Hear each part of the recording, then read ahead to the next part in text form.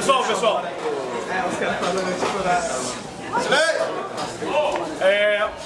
Obviamente, enfim, a ideia é que seja um debate bem informal, então por isso que a gente não marcou numa faculdade, num salão, alugou uma sala, etc. Inclusive pode ocorrer de ter música ao vivo embaixo, então enfim, a gente vai ter que... Espero que seja boa a música, pelo menos. Então a ideia é fazer um debate informal, mas com o mínimo de regra, obviamente, né? Uma ordem espontânea, mas uma ordem voluntária. Não pode matar os ordem, não pode matar, não pode bater nos amiguinhos, não pode pegar a propriedade alheia, esse tipo de coisa. Quebrar a mesa, quebrar a garrafa na cabeça dos outros. Aquelas armas ali ficam ali. As armas devem permanecer na parede. Inclusive, como não tem microfone, a gente espera contar com a colaboração de vocês para fazer silêncio, obviamente. Vai ter uma parte de perguntas. Enfim. E quem fizer barulho, remoção física pela janela. A agência privada de segurança contratada está escondida aqui entre nós. Fiquem tranquilos. A ideia então é de fazer, tipo, manifestações iniciais de 3 minutos, cada um introduzindo o seu ponto de vista. E depois a gente faz, acho que umas 2 rodadas aí de 2 minutos, mais para contra-argumentar o que foi dito, e depois a gente pode abrir para perguntas. Sem muita regra, sem muita história também. A ideia não é criar uma briga de facção, por mais que seja engraçado. Mas que... Então já começa explicando por quê. Aí não tem graça. Ô Fábio, já começa explicando por que a redução gradual...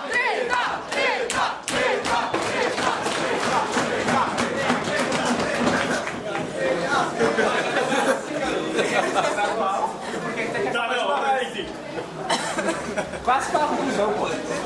Cronômetro aí, então. 3 minutos, por favor.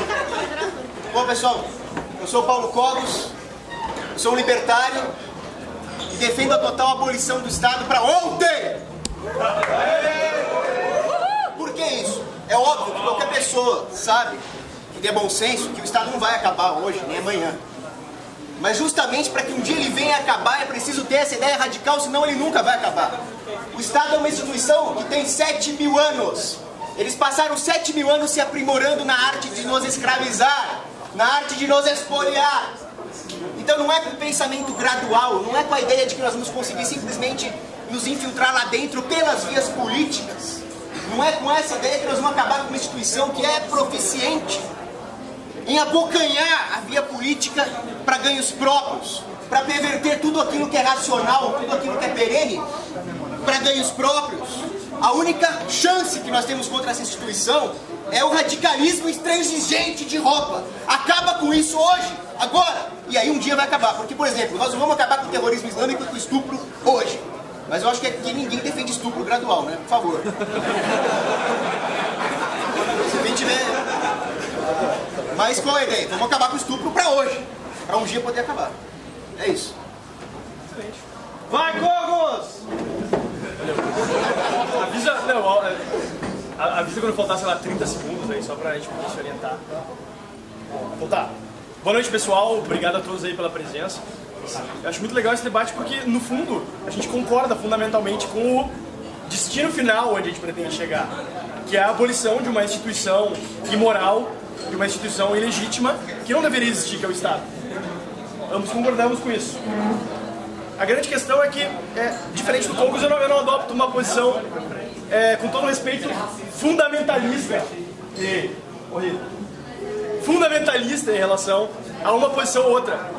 Eu acho que é importante que a gente tenha gente como ele defendendo a abolição imediata, por mais que assim, a gente saiba que a abolição imediata não vai acontecer.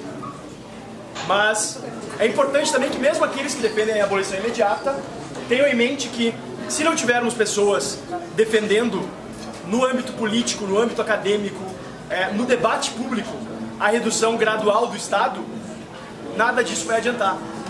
Porque, especialmente olhando para o Brasil, eu até trouxe um livro interessante aqui, Cabeça do Brasileiro. É uma pesquisa basicamente sobre a opinião dos brasileiros das mais variadas origens geográficas, condições sociais, profissões, a respeito de temas variados.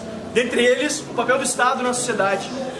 Então vejam só vocês, segundo essa pesquisa aqui, 28% dos brasileiros concordam um pouco e 57% concordam muito que o governo deve controlar o preço de todos os serviços básicos como o transporte.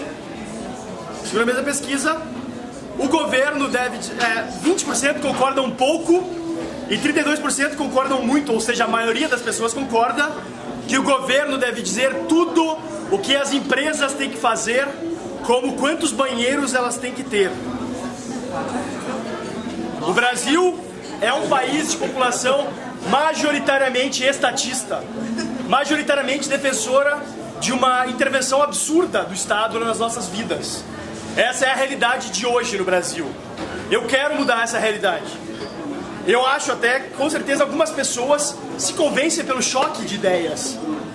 Alguns socialistas certamente vão passar a defender as ideias liberais ao lerem o Hans Hermann Hoppe, ao lerem, enfim, quaisquer outros autores anarcocapitalistas. Mas a grande realidade é que a maioria das pessoas tem um pendor mais moderado politicamente. E a gente precisa, de alguma maneira, atingir essas pessoas. Essa é a grande questão. Fechou 3? Tem mais 30 segundos.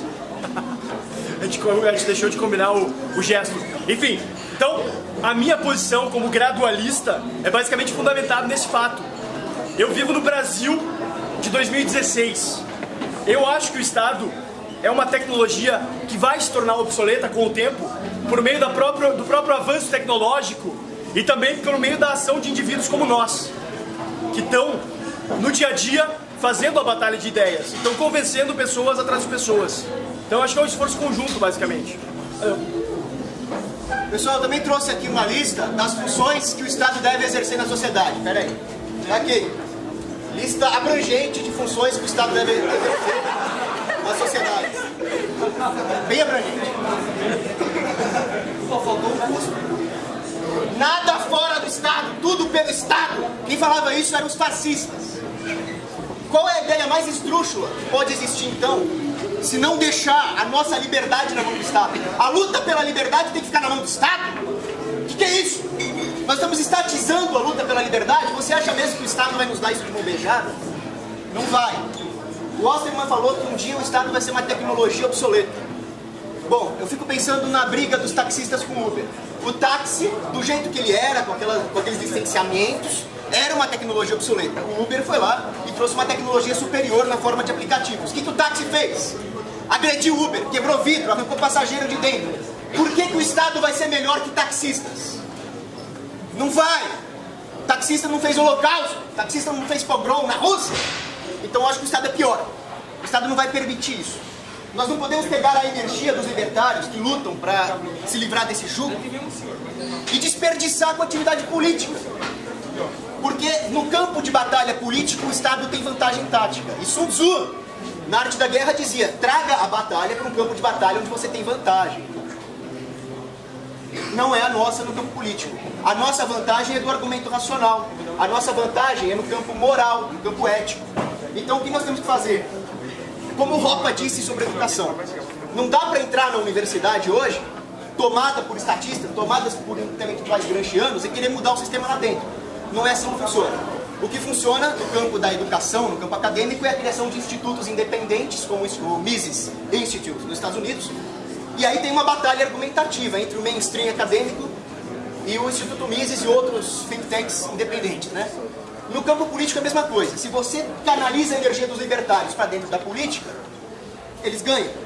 Se você canaliza a energia dos libertários para o agorismo, para a ação contra o Estado imediata, eu não estou nem falando de ação armada, eu estou falando de homeschooling, estou falando de desobediência civil, estou falando de criptomoedas, aí nós vamos ter uma maneira de comparar a vantagem prática do antiestatismo com esse gênio maligno de Descartes, que é o Estado, que promete coisas fáceis e, no fundo, nós estamos pagando com a vida.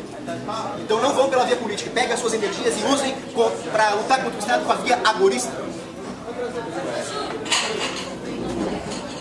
Eu acredito muito mais numa ordem espontânea do que propriamente num direcionamento que lembra um pouco planejadores centrais, de dizer todo mundo deve atuar num setor que ele é o único certo.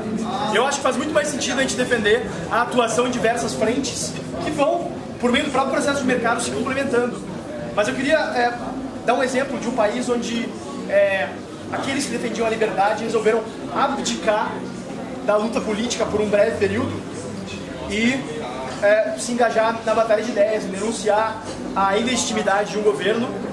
Esse país foi a Venezuela, no início do governo Chávez, que a oposição, percebendo o que ele estava fazendo com o país, resolveu: não vamos participar das eleições gerais. O que aconteceu? Obviamente eles não derrubaram o Chávez. O que aconteceu foi que o Chávez conquistou a maioria absoluta no Congresso e passou a ter um poder inacreditável sobre o país, que ajudou em muito ele destruir a economia e a sociedade venezuelana. Eu obviamente não defendo que todo mundo se engaje na política. Eu acho que cada um deve saber o que é melhor para si, e eu falo isso sempre. Eu acho que aquele que se sente preparado, se sente disposto a enganar a luta política, deve sim fazê-lo. Mas é fundamental que a gente tenha pessoas puxando de todos os lados. O meu ponto, no entanto, é que, devido ao próprio desenvolvimento social do Brasil hoje, uma abolição imediata do Estado provavelmente mostraria resultados mais catastróficos do que esses que a gente vive hoje, que não são, obviamente, desejáveis do ponto de vista de qualquer liberal, mas estão muito longe também de um pogrom, de um holocausto. Temos que convir. Eu gosto muito de uma frase do Roberto Campos que diz que a gente precisa ter perspectiva histórica. E quem já viu palestra minha sabe que eu sempre falo essa maldita frase. A gente tem que ter perspectiva histórica. A gente se torna refém da perspectiva histérica. E eu temo que, em certos momentos como esse hoje, que a gente vive uma crise do Estado, uma crise fundamental para a gente avançar as ideias da liberdade, alguns ramos do pensamento liberal estão se deixando levar por uma perspectiva histérica, inclusive chegando ao ponto de defender inimigos da liberdade como alternativas políticas. Eu acho que a gente tem que manter a retidão rumo a uma sociedade libertária de fato, rumo à abolição do Estado, mas a gente não pode descartar esforços preciosos na luta política, sem os quais, sinceramente, os inimigos da liberdade vão tomar conta, vão acabar com a nossa propriedade, vão acabar com a nossa liberdade, finalmente vão acabar com a nossa vida e chegar a nos jogar num gulag, jogar no campo de concentração. Não é isso que eu quero, eu imagino que não seja o que tu quer, eu imagino que não seja o que nenhum de vocês querem também. Então é por isso que eu acho que a perspectiva gradualista acaba tendo uma vantagem metodológica em relação à perspectiva de abolição imediata do Estado. Deu. Mais uma rodada e depois vamos abrir para perguntas? Eu não vejo como fazer isso que o Fábio defende sem uma completa ruptura de paradigmas. Porque o próprio existir do Estado, o próprio fato do Estado existir e tudo o que isso implica, significa que as relações entre as pessoas, as interações humanas, os incentivos econômicos, os incentivos morais estão pervertidos, estão artificializados. Então as pessoas simplesmente não vão conseguir enxergar aquilo que o Estado realmente é, enquanto não tiver uma cultura de mentalidade, enxergar o Estado como um grande inimigo. Se o Estado acabar, vai ter problema? Eu acredito que não. Eu acredito que a capacidade do mercado de se ajustar é muito mais rápida do que a espera na fila do SUS, por exemplo. Eu acredito que se o Estado acabar, finalmente vai acabar essa dependência. Mas quando nós usamos a própria dependência que o Estado cria como argumento, nós estamos fazendo o jogo do Estado. Não acabem comigo, senão vocês vão ficar com problemas aí, vocês dependem de mim. Então usar isso como argumento e fazer o jogo do Estado. Nós não podemos encarar a liberdade como um experimento social. Vamos fazer uma política pública de liberdade aqui e ver se a liberdade dá certo. Dar uma chance para a liberdade. Essa expressão dar uma chance para a liberdade me deixa com medo, com pesadelos. Porque o Estado, por existir, ele ainda controla os meios de propaganda. O pai das relações públicas, Edward Bernays, ele dizia o seguinte: existe um governo invisível, que são propagandistas, engenheiros sociais que conseguem manipular o pensamento de massa, não o pensamento do indivíduo, mas o pensamento de massa. Qualquer coisa que acontecer no ambiente de gradual redução do Estado vai ser munição para esses caras colocarem a culpa justamente nessas políticas. Olha o que esses neoliberais coxinhas fizeram. E aí o Estado volta. E é isso que acontece na Venezuela. A Venezuela foi classificada pelo Jimmy Carter, não que eu goste desse desgraçado, mas foi classificada por ele como um dos países mais democráticos do mundo, e nisso Jimmy Carter tem razão. Era democrático. Era um país onde as massas participavam do processo político, tinham fé no processo político, depositavam a sua esperança de liberdade no processo político. Deu no que deu. Agora, e se a oposição, Capriles, esses caras encarassem o Chaves? O que ia acontecer? Talvez, na melhor das hipóteses, nós adiaríamos o problema. O fato é que Hugo Chávez, Hitler, Dilma, Lula, tudo isso é resultado da democracia. Tudo isso é resultado da democracia que, por sua vez, é resultado do status quo. Da própria capacidade do Estado de se renovar.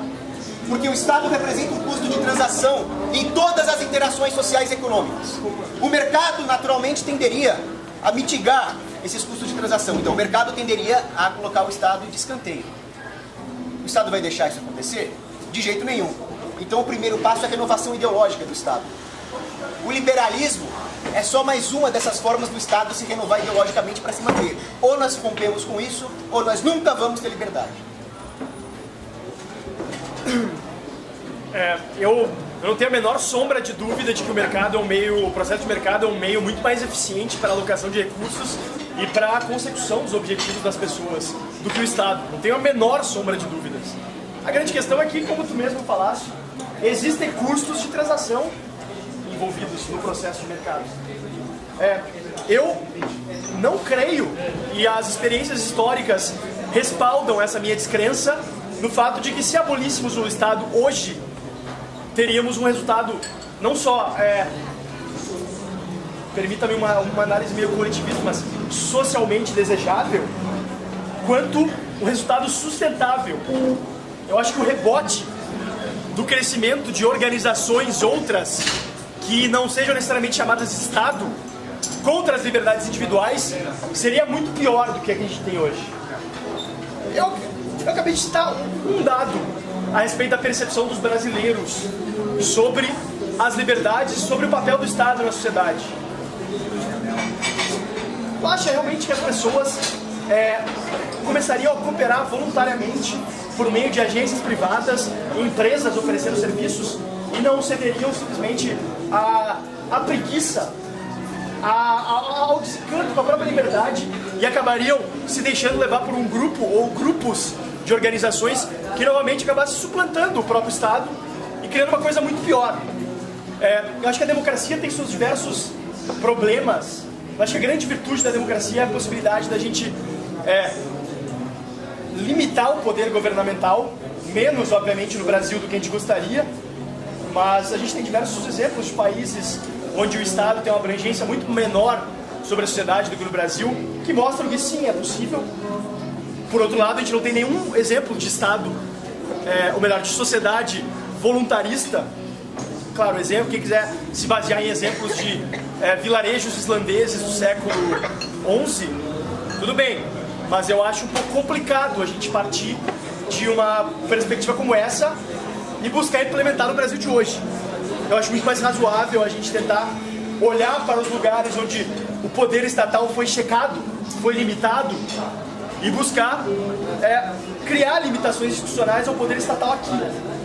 E outra questão muito séria é, se abolisse o Estado brasileiro hoje, de imediato, o que ia acontecer? A comunidade internacional ia simplesmente aceitar isso? Ou outros países aproveitariam o vácuo de poder e ocupariam o território brasileiro? E se fizesse isso em toda a América Latina, ou em todo o mundo, alguma organização se organizaria, porque existem incentivos para isso. A teoria da escolha pública mostra muito claramente que quando existem benefícios concentrados, em contraste com benefícios dispersos, como o nosso benefício de viver em liberdade, em contraste com o benefício de organizações de predarem nossa liberdade e lucrarem com isso, não há dúvida de quem ganharia. Vamos abrir para perguntas agora? Vamos fazer tipo uma para cada, ou tipo, quem tiver uma para os dois, mas acho que é mais legal se fizer uma focada para cada. Meu nome é André, eu sou um anarcocapitalista, eu sou naturalista. Minha pergunta é para o Fábio. Fábio, você defende uma veia mais gradualista, porém existem alguns exemplos históricos que mostram que um pouco o gradualismo ou o minarquismo meio que falhou durante os anos. Os Estados Unidos, por exemplo, no começo da sua história, era um país praticamente minarquista e o poder do Estado era praticamente pífio. Hoje temos um Estado gigantesco nos Estados Unidos e não só tem o exemplo dos Estados Unidos, mas tem outros países também, como o próprio Brasil. A minha pergunta é a seguinte, por que você defende? Bom, minha pergunta é o seguinte, por que você defende ainda o gradualismo, sabendo que existem outros exemplos históricos que mostram que o gradualismo, de certa forma, falha, no sentido de diminuir o Estado ou acabar, digamos, eliminando o próprio Estado? Ao mesmo tempo que existem exemplos históricos que mostraram que o Estado sempre tende a aumentar seu poder sobre a sociedade, existem os únicos exemplos de liberdade, enfim, ainda que não a liberdade máxima que gostaríamos de ter, se deram em estados democráticos, democracias liberais, e hoje mesmo. Mas Estados Unidos especialmente, apesar de ser um estado quase minarquista, era um contexto muito específico. Quase metade da população era escrava. Eu não considero isso exatamente uma grande liberdade. As mulheres viviam uma situação de subjugação. A gente vive numa sociedade moderna, eles têm desafios diferentes, mas existem estados que estão numa situação muito melhor que a nossa. Eu não acredito em estado eficiente, mas eu acredito em estados que podem ser um mal menor frente a um mal imenso, que são estados paquidérmicos como o Estado brasileiro. E ao mesmo tempo que a gente tem exemplos de estados que avançaram sobre as liberdades, a gente tem exemplos de estados que foram limitados constitucionalmente, foram limitados justamente pela ação política e que hoje garantem aos seus cidadãos uma liberdade que nunca existiu em qualquer comunidade que tenha vivido sem Estado. A grande questão claro, eu como liberal, eu sou favorável à ordem espontânea, eu sou favorável à tentativa, sou plenamente favorável à abolição o máximo possível de monopólios para que a gente tenha uma competição, efetivamente, entre a tecnologia estatal e a tecnologia de mercado, mas eu não acho também que a gente deva jogar fora a criança com a água do banho. Eu acho que a gente deve ter uma perspectiva gradualista, porque como liberal, eu não acho que a gente deva ser nem revolucionário e nem reacionário, mas sim evolucionário. E acho que é isso que o gradualismo consiste. O agorismo, ele simplesmente prega a utilização do mercado negro, criptomoedas e principalmente da abolição do Estado. Você não acredita que esse método é um método também gradualista, sendo que você precisa de uma grande população de massa para conseguir extinguir o Estado? Esse método não é um método gradualista por causa da ontologia dessa ação. A essência da ação agorista é uma ação anti-Estado. Ela deve violar várias legislações que deve ter por aí. A hora que você está sonegando através da criptomoeda, que é um ato belo e moral, é um ato anti-Estado.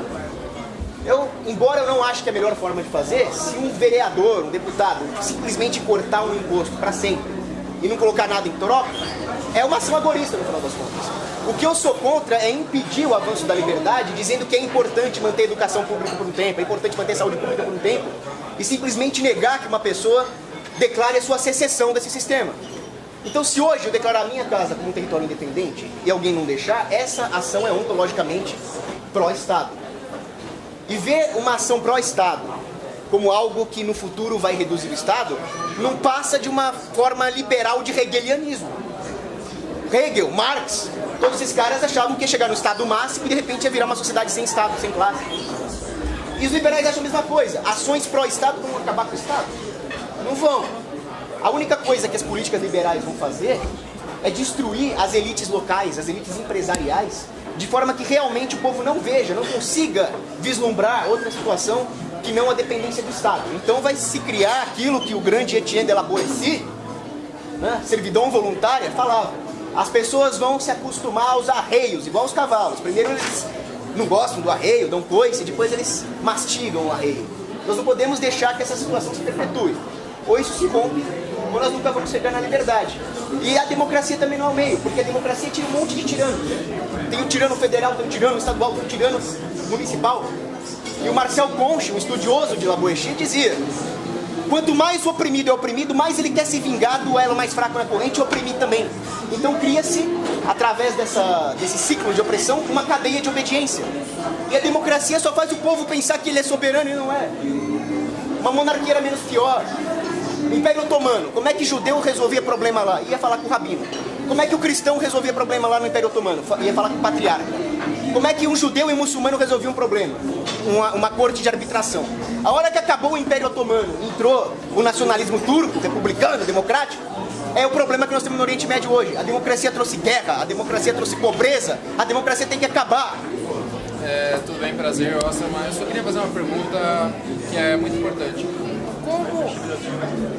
Como a gente pode analisar a perspectiva gradualista como sendo um avanço, sendo que todo o paradigma dela, liberal, implica em si numa ideia, uma ideologia, um pensamento liberal como uma ideologia, e ela em si não seria, na verdade, um aspecto que seja propriamente de acordo com a realidade. Seria sempre algo pautado a um pensamento que nunca vai se concretizar na realidade. É sempre um prospecto a ser alcançado.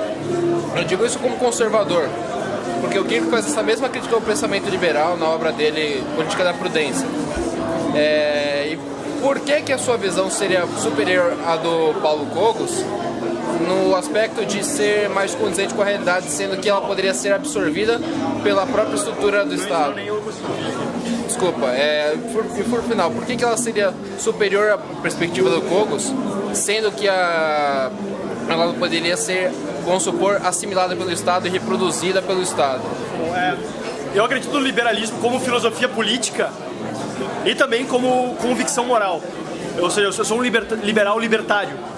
Eu, de fato, acredito na expansão das liberdades e acho importante que as pessoas exerçam suas liberdades ao máximo possível que lhes for conveniente, desde, claro, não agridam a vida, a liberdade e a propriedade de terceiros. Porque eu acho que a perspectiva gradualista é superior à perspectiva fundamentalista, basicamente porque ela permite que as duas perspectivas atuem conjuntamente. Por outro lado, a decisão por abolir o Estado instantaneamente acaba com a perspectiva gradualista. Porque uma das grandes chaves do gradualismo é justamente o fato de que se permite que a sociedade vá entendendo, e que eu acho que é uma visão que deveria apelar muito mais aos conservadores, inclusive, a sociedade vai entendendo o seu próprio tempo, e isso é uma perspectiva até evolucionária, como eu disse, das instituições. As instituições vão criando a sua própria obsolescência, e o mercado, como a instituição mais importante, vai também tornando as instituições políticas baseadas na coerção inoperantes e obsoletas o quanto antes. Acho que esse é o grande ponto. Claro que a tua pergunta é uma questão até transcendental e tal, mas em poucas palavras acho que dá para resumir dessa forma. Só mais uma pergunta. Quanto à sua perspectiva agorista, como que eu já percebi sua perspectiva antidemocrática, graças a Deus, mas como que evitar que isso descambasse, por exemplo, o movimento Revolução Francesa, se você me entende, ou a situação do problema que a gente vive até hoje, 200 anos de opressão fundada por alguns franceses do Terceiro Estado e de uma elite que reprimiu ainda muito mais do que o próprio Ancien Regime. Como você poderia dizer sobre isso? Essa é uma excelente pergunta. A pergunta dele foi sobre como evitar, que o Estado voltasse e acontecesse uma coisa semelhante à Revolução Francesa. Uma revolução que prometia liberté, égalité, fraternité, e foi o maior banho de sangue já visto na história, né? Essa você vê, por exemplo, o Burke. O Edmund Burke era um grande crítico da Revolução Francesa, com muita razão. E ao mesmo tempo ele era um entusiasta da Revolução Americana. Por outro lado, tinha um reverendo na Inglaterra que chamava Richard Price. E ele elogiava a Revolução Francesa logo no comecinho, dizendo que agora sim vai ter liberdade, eles têm uma proposta para criar um novo homem, para criar um homem adaptado à liberdade, através de um processo político, é claro. Agora pense o seguinte, o reverendo inglês vendo a Revolução Francesa, lá no seu mosteiro, lá na sua paróquia, ele não estava vendo o que estava acontecendo na França. Da mesma forma que o povo aqui, nós, não conseguimos ver os meandros políticos. Mas mesmo assim ele depositou fé num processo político que descambou num banho de sangue, seguido do Napoleão, seguido do Segundo Império e assim por diante. E o Burke cometeu a mesma ingenuidade. Ele colocou fé na Revolução Americana, simplesmente porque eles tinham uma conversa menos reformadora, menos progressista, mas também baseada numa Constituição que é uma ferramenta top-down. Uma Constituição, ela é imposta ao povo. O que aconteceu aqui? Não havia, em nenhum momento, nem na Revolução Francesa, nem na Revolução Americana, a ideia de soberania individual. Era sempre um projeto imposto de cima para baixo, A própria Revolução Americana, ela interditou todo o pensamento reacionário para mim é elogio, né? No bom sentido, que havia, por exemplo, nas cartas de Catão. O pessoal que era os pré-revolucionários. Os pré-revolucionários falavam, não, tem que ter soberania individual.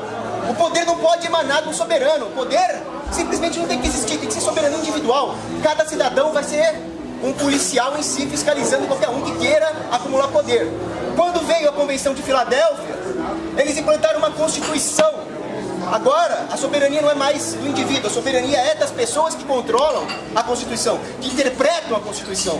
A 10ª emenda da Constituição, que está no Bill of Rights, diz: o poder do Estado, da União, não pode atropelar a Constituição. Isso aconteceu nos Estados Unidos? Não! NSA, Patriot Act, as guerras todas, óbvio que não aconteceu. Os juristas bons, libertários, sempre falavam que isso ia acontecer. Enquanto não tiver uma ideologia de soberania individual, sempre o poder vai ser ocupado pelos piores. É isso que o Roca fala, a democracia sempre elege os piores, porque as pessoas de bem estão trabalhando, as pessoas de bem estão estudando, as pessoas de bem estão interagindo com as outras pacificamente. Uma instituição que vive do roubo, da expoliação e da exploração do ódio e da cisânia entre as próprias pessoas, só pode atrair gente ruim. O Henry Adams falava, a política nada mais é do que a exploração dos ódios. Como é que alguma coisa boa vai brotar da exploração dos ódios? Então, simplesmente, quando nós reagirmos, enxergarmos o que a política é, que é roubo, opressão, é estupro, é assassinato, que nós vamos nos livrar dela. E, basicamente, é isso. Boa noite.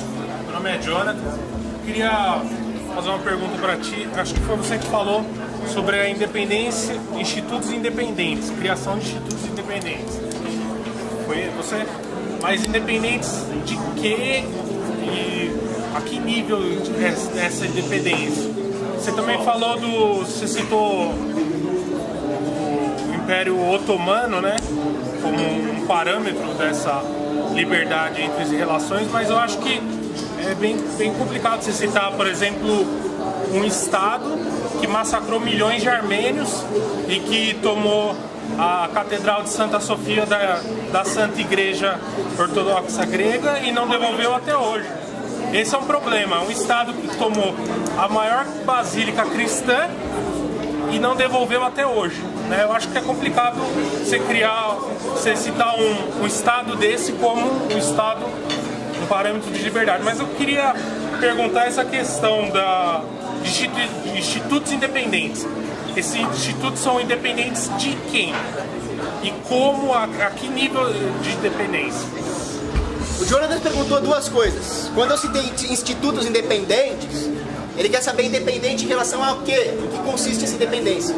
E a outra foi uma crítica. Ele falou que quando eu citei o Império Otomano, eu citei um Estado, um império, que cometeu o genocídio armênio, que roubou propriedade religiosa de outros, né? Santa Sofia. E por que eu citei esse Estado? Eu não estou de nenhuma forma elogiando o Império Otomano, porque o Império Otomano é um Estado que cometeu barbáries, inclusive, e não é isso que eu estou elogiando. O que eu estou dizendo é que no Império Otomano, ele não se intrometia no sistema jurídico local individual. Então havia um sistema jurídico lá chamado Millets. O Império Otomano é um lixo. A Turquia, que veio depois com a Ataturk, é ainda pior. Mas o fato é que o sistema jurídico independente que havia no Império Otomano, ou eu poderia citar o Zoltan, que havia na Islândia, ou eu poderia citar o sistema de... Poderia citar o kibbutz também, poderia citar o sistema somaliano, onde os líderes das tribos locais decidem. Poderia citar qualquer coisa que se aproxime de uma justiça descentralizada. Ela seria superior a uma justiça centralizada. O common law, que não é perfeito, é superior ao corpus juris civilis dos romanos. Esse é o exemplo que eu dei, não estou elogiando império nenhum. Quanto à independência dos institutos, é independente em relação ao pensamento mainstream. Antônio Gramsci foi um grande intelectual italiano que pensou o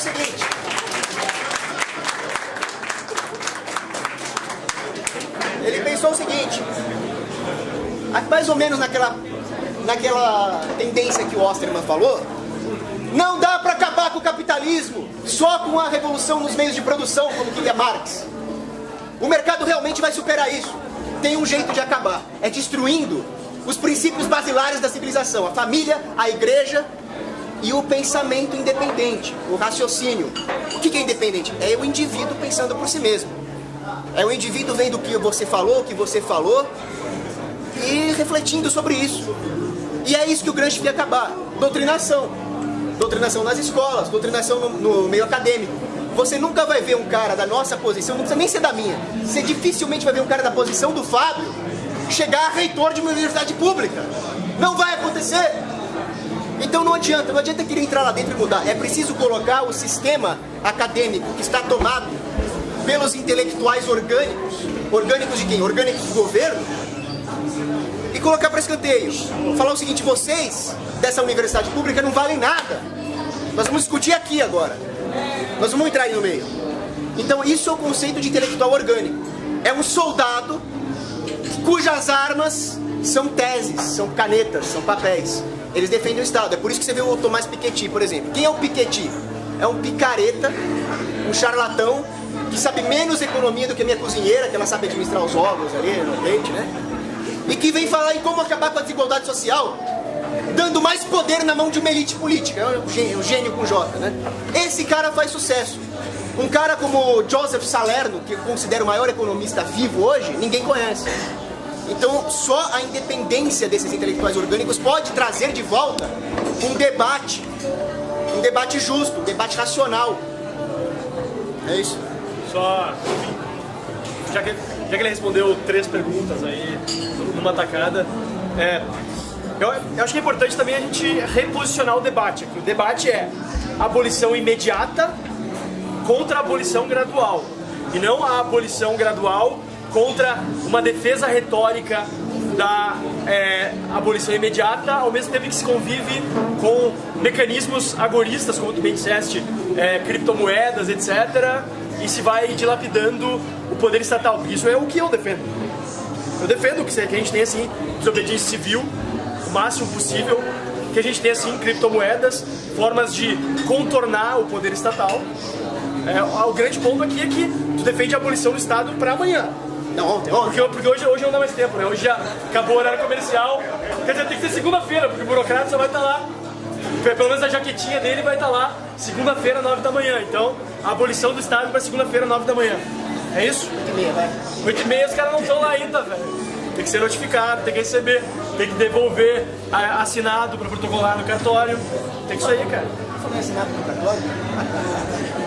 Cartório privado. Vamos mais uma. Peraí. Vamos o que não tem perguntado ainda. Oi, a minha pergunta vai para o Cogos, é o seguinte, a gente percebe que as pessoas que defendem o Estado, né, uma das coisas que eles mais defendem é que o Estado cuide da segurança, certo? O Estado tem que cuidar da segurança de todos e tudo mais. Então, que o Estado, uma das coisas que as pessoas que mais defendem a existência do Estado é que o Estado cuide da segurança, né? Você não acha que se a gente tivesse para amanhã, por exemplo, uma revolução anti-Estado, isso ia causar um caos social momentâneo muito grande, talvez incontrolável, talvez pior do que a Revolução Francesa e tudo mais, porque as pessoas elas iam se sentir no direito de estar sem polícia e, por exemplo, tentar pegar os bens uns dos outros, e isso ia causar um caos social momentâneo muito grande e que seria prejudicial para todos? Henrique. O Henrique perguntou o seguinte: se acabar com o Estado hoje, ou amanhã, e então acabou o exército, acabou a polícia, acabou todas as instituições que supostamente mantêm a ordem, não seria o caso de haver um caos na sociedade, uma anarquia no mau sentido, como se fosse o banho de sangue da Revolução Francesa? A resposta é não. Pelo seguinte: primeiras considerações, o Estado não provê segurança, o Estado não provê ordem, o Estado provê desordem. Primeira coisa que ele faz é desarmar o povo. É tirar os meios que o povo tem de se defender. É tirar os meios de buscar uma proteção especializada. É tirar os meios de procurar um arbitrador por uma questão judicial. Então essa é a primeira coisa que o Estado faz. A segunda é centralizar cada vez mais os processos decisórios de segurança. O resultado disso é que praticamente toda a Força Aérea brasileira está em Brasília, protegendo bandido. Não estão na Amazônia, não estão aqui. Também, protegendo o quê? A fronteira. Fronteira contra quem? Vocês entendem, então, que o inimigo... As forças especiais, batalhão de forças especiais. Está todo em Brasília. Então, praticamente, o Exército e a Força Aérea estão protegendo os políticos e não estão protegendo o resto. Cadê o meu dinheiro para eu contratar uma empresa de segurança? Não tem, porque 40% é imposto. Como é que eu vou fazer então? Não dá. Agora, se acabasse tudo isso, não haveria uma revolta, um caos, ia ser pior ainda, pelo menos o Estado mal e mal protege. Não é verdade. Pelo seguinte, você está vendo, ao fazer essa pergunta, o Estado como uma figura abstrata, um leviatã hobbesiano. Mas, na verdade, aqueles que compõem o Estado, pelo menos nominalmente, é o seu Zé, soldado da PM, é o João, fuzileiro naval da Marinha. O que aconteceria com esses caras durante a Revolução? As pessoas têm o maior interesse, as pessoas normais, não os psicopatas que vão para a política, as pessoas normais têm o interesse na sua própria proteção muito mais do que no ataque. Obviamente, esse tipo de incentivo do mercado, muito rapidamente iria alocar esses recursos policiais, militares, que estariam momentaneamente sem função, para a função de defesa. Então o fuzileiro naval ali está desempregado. E agora?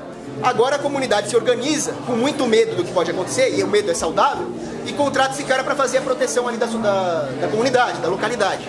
Sem imposto, sem banco central, para socializar os custos de uma hipotética agressão, muito provavelmente teria paz mais do que tem hoje. Porque na favela, por exemplo, quem é que julga um assaltante, um estuprador? É o PCC. O PCC não é a ideia de um protetor que nós gostaríamos de ter. Num livre mercado, uma pessoa muito mais honrada do que um desgraçado do PCC proveria esse serviço. Ainda assim, a proteção do PCC surgiu ali para preencher o próprio vácuo do Estado. Na verdade, o PCC e o Estado se locupletam um ao outro, justamente porque não existe concorrência no ramo de defesa. Se houvesse uma destruição do Estado, a concorrência no ramo de defesa ia ser imediata. Você agora está imediatamente livre para contratar o serviço de segurança que você quiser. E assim seria feito. Isso acontece em tudo quanto é lugar. Na África, por exemplo, o pessoal vai explorar diamante no rio. Rapidamente, mercenários das antigas guerras tribais foram contratados para proteger ali a logística dos diamantes. É quase imediato. Tem problema ali na Holanda, rapidamente eles pegam os vigilantes noturnos, a ronda noturna. Tem inclusive uma pintura do Rembrandt chamada Ronda Noturna, que são cidadãos voluntários que se organizaram para se defender. Ia ser perfeito? Não. Ia morrer gente? Ia. Mas não ia ser esse caos que você está pensando, porque não ia ter uma estrutura política para eu me arriscar para apoderar. Não ia? Não, porque se tiver isso... Mas será que da própria ordem espontânea não emergiria uma estrutura política que não chamemos de Estado, chamemos de qualquer outra coisa? Chamemos de... Enfim, uma estrutura política... Veja bem, estrutura política não necessariamente é algo que tenha uma constituição escrita, que tenha uma sede em Brasília, que tenha um presidente eleito. Mas estrutura política é um fruto da convergência de interesses e que decidam exercer o monopólio da força sobre determinada região. O que impediria isso? Tem uma coisa que impediria. Tem várias teorias de por que o Estado surgiu. Uma delas é muito simples. Oppenheimer fala, vem um cara com um machado, fortão, fala, eu sou o Estado aqui, eu mando aqui, acabou. É muito simples. Ou melhor, é simplório. A teoria do Hoppe faz mais sentido. Existia nos primórdios um líder ali, um chefe de tribo, um xamã, um cacique, que seja, que exercia a função de justiça, um arbitrador privado. As pessoas eram livres para escolher um arbitrador privado. Houve em algum momento da história a situação em que as pessoas não queriam essa arbitração privada e elas não foram livres para escolher. Nesse momento o Estado surge. Só tem um jeito de impedir que isso surja. É nos munirmos da ideia de que a soberania individual é inviolável, de que o indivíduo é uma peça soberana em si mesmo. Enquanto não houver essa ideia, vai haver Estado sim. Não, perfeito. Obviamente, eu imagino que a maioria aqui converja com a ética libertária. O problema é, a imensa maioria do Brasil, como eu citei antes, não concorda com essa ética. Ou seja, e por um dilema de ação coletiva, existiria um incentivo muito grande para as pessoas se deixarem levar por alguns que tomam essa dianteira e falassem, não, eu provejo a defesa de vocês, eu provejo o serviço tal, em troca somente de uma módica quantia. E aí surgiria um outro Estado, provavelmente pior, porque não teria passado por esse processo histórico de evolução até. Eu acho que o Estado moderno é uma evolução do Estado absolutista, talvez tu discorde. Mas, assim como tu acha que o Estado otomano era um Estado melhor do que o Estado turco, talvez, enfim, a Turquia é uma democracia que acabou se deturpando. Mas meu problema com o argumento de que a democracia é um Deus que falhou é o fato de que, em primeiro lugar, quem disse que a democracia é um Deus deve ser endeusada? A democracia é meramente um regime de governo. Como tal, ela é meramente uma maneira de se tomar decisões. Eu tendo a crer, com base na experiência humana, da qual eu tenho conhecimento, pelo menos, meu conhecimento obviamente é limitado, mas eu tendo a crer que a democracia é a forma menos ruim de se tomar decisões políticas que tem que ser tomadas de alguma forma. Querendo ou não, decisões políticas vão ter que ser tomadas. Pode ser um grupo pequeno, pode ser uma pessoa, podem ser 2 pessoas. Eu prefiro que seja a maior quantidade possível de pessoas e que as decisões sejam sobre coisas realmente muito fundamentais, ou seja, que as decisões do dia a dia de cada um, que roupa eu vou usar, que cerveja eu vou tomar, qual produto eu vou consumir, com quem eu vou me casar, que substância eu vou consumir, com quem eu vou comerciar, essas são decisões privadas. E a gente deve ir buscando, como eu disse antes, a obsolescência cada vez maior e a expansão cada vez maior da liberdade. Mas eu acho que o que a gente tem hoje é um avanço muito grande em relação ao que a gente teve ao longo da humanidade. A história da humanidade é uma história de opressão. E não é a história de opressão de alienígenas sobre a raça humana. É a história de opressão de humanos sobre humanos. Humanos que agiam a partir de um poder arbitrário. E as grandes narrativas, os grandes exemplos de exercício da liberdade se dão em regimes onde o poder arbitrário foi limitado. E é esse o exemplo de diversas nações mundo afora. Podem não ter um sistema perfeito, a gente pode citar vários. Nova Zelândia, Suíça, Austrália, mesmo os Estados Unidos, quem quer que tenha viajado para lá, fica claro o contraste entre a liberdade que o americano médio tem e a liberdade que o brasileiro médio tem. Eu ficaria muito feliz se no Brasil a gente tivesse a liberdade que o americano médio tem. Obviamente eu não me contentaria somente com aquilo. Eu seguiria empurrando para mais e mais liberdade.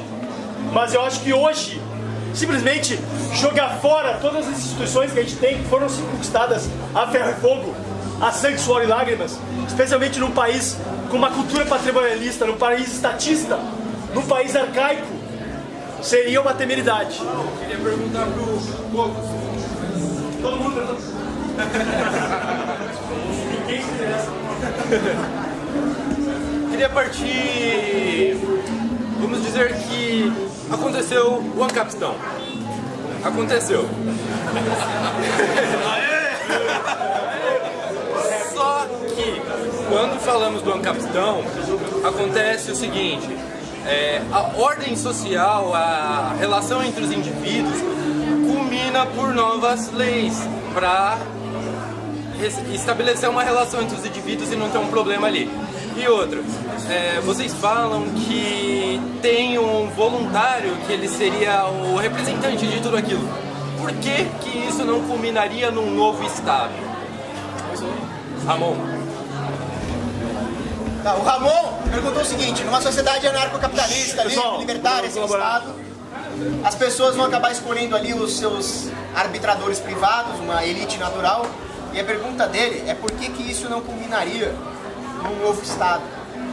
A resposta tá... Tua mãe tá pedindo pra falar mais alto aí, cara. Mais alto? Por que isso não culminaria num novo Estado? Pelo seguinte, se as pessoas são livres para escolher, elas vão escolher aquele que oferecer um serviço de maior qualidade e menor custo, desde que elas possam manter os custos privadamente, ou seja, desde que elas não possam socializar os custos. Assim sendo, vão emergir bons arbitradores no mercado, com boa reputação, sendo que se a decisão deles for injusta, a concorrência entre as agências vai permitir que outras agências questionem, até que o custo de ficar recorrendo supere o custo de aceitar uma decisão que não é perfeita e aquela decisão seja a decisão válida. É perfeito? Não, porque aqui é a cidade dos ímpios, a cidade de Deus é lá em cima. Mas é um sistema de mercado que vai corrigindo os seus erros, teoria dos sistemas. É um sistema onde as pessoas podem finalmente fazer uma escolha individual. Bem diferente da democracia. Porque numa democracia, que é o pior sistema de governo possível e imaginável, pior ditador absolutista do mundo é menos pior que a melhor democracia, só para deixar claro isso aqui.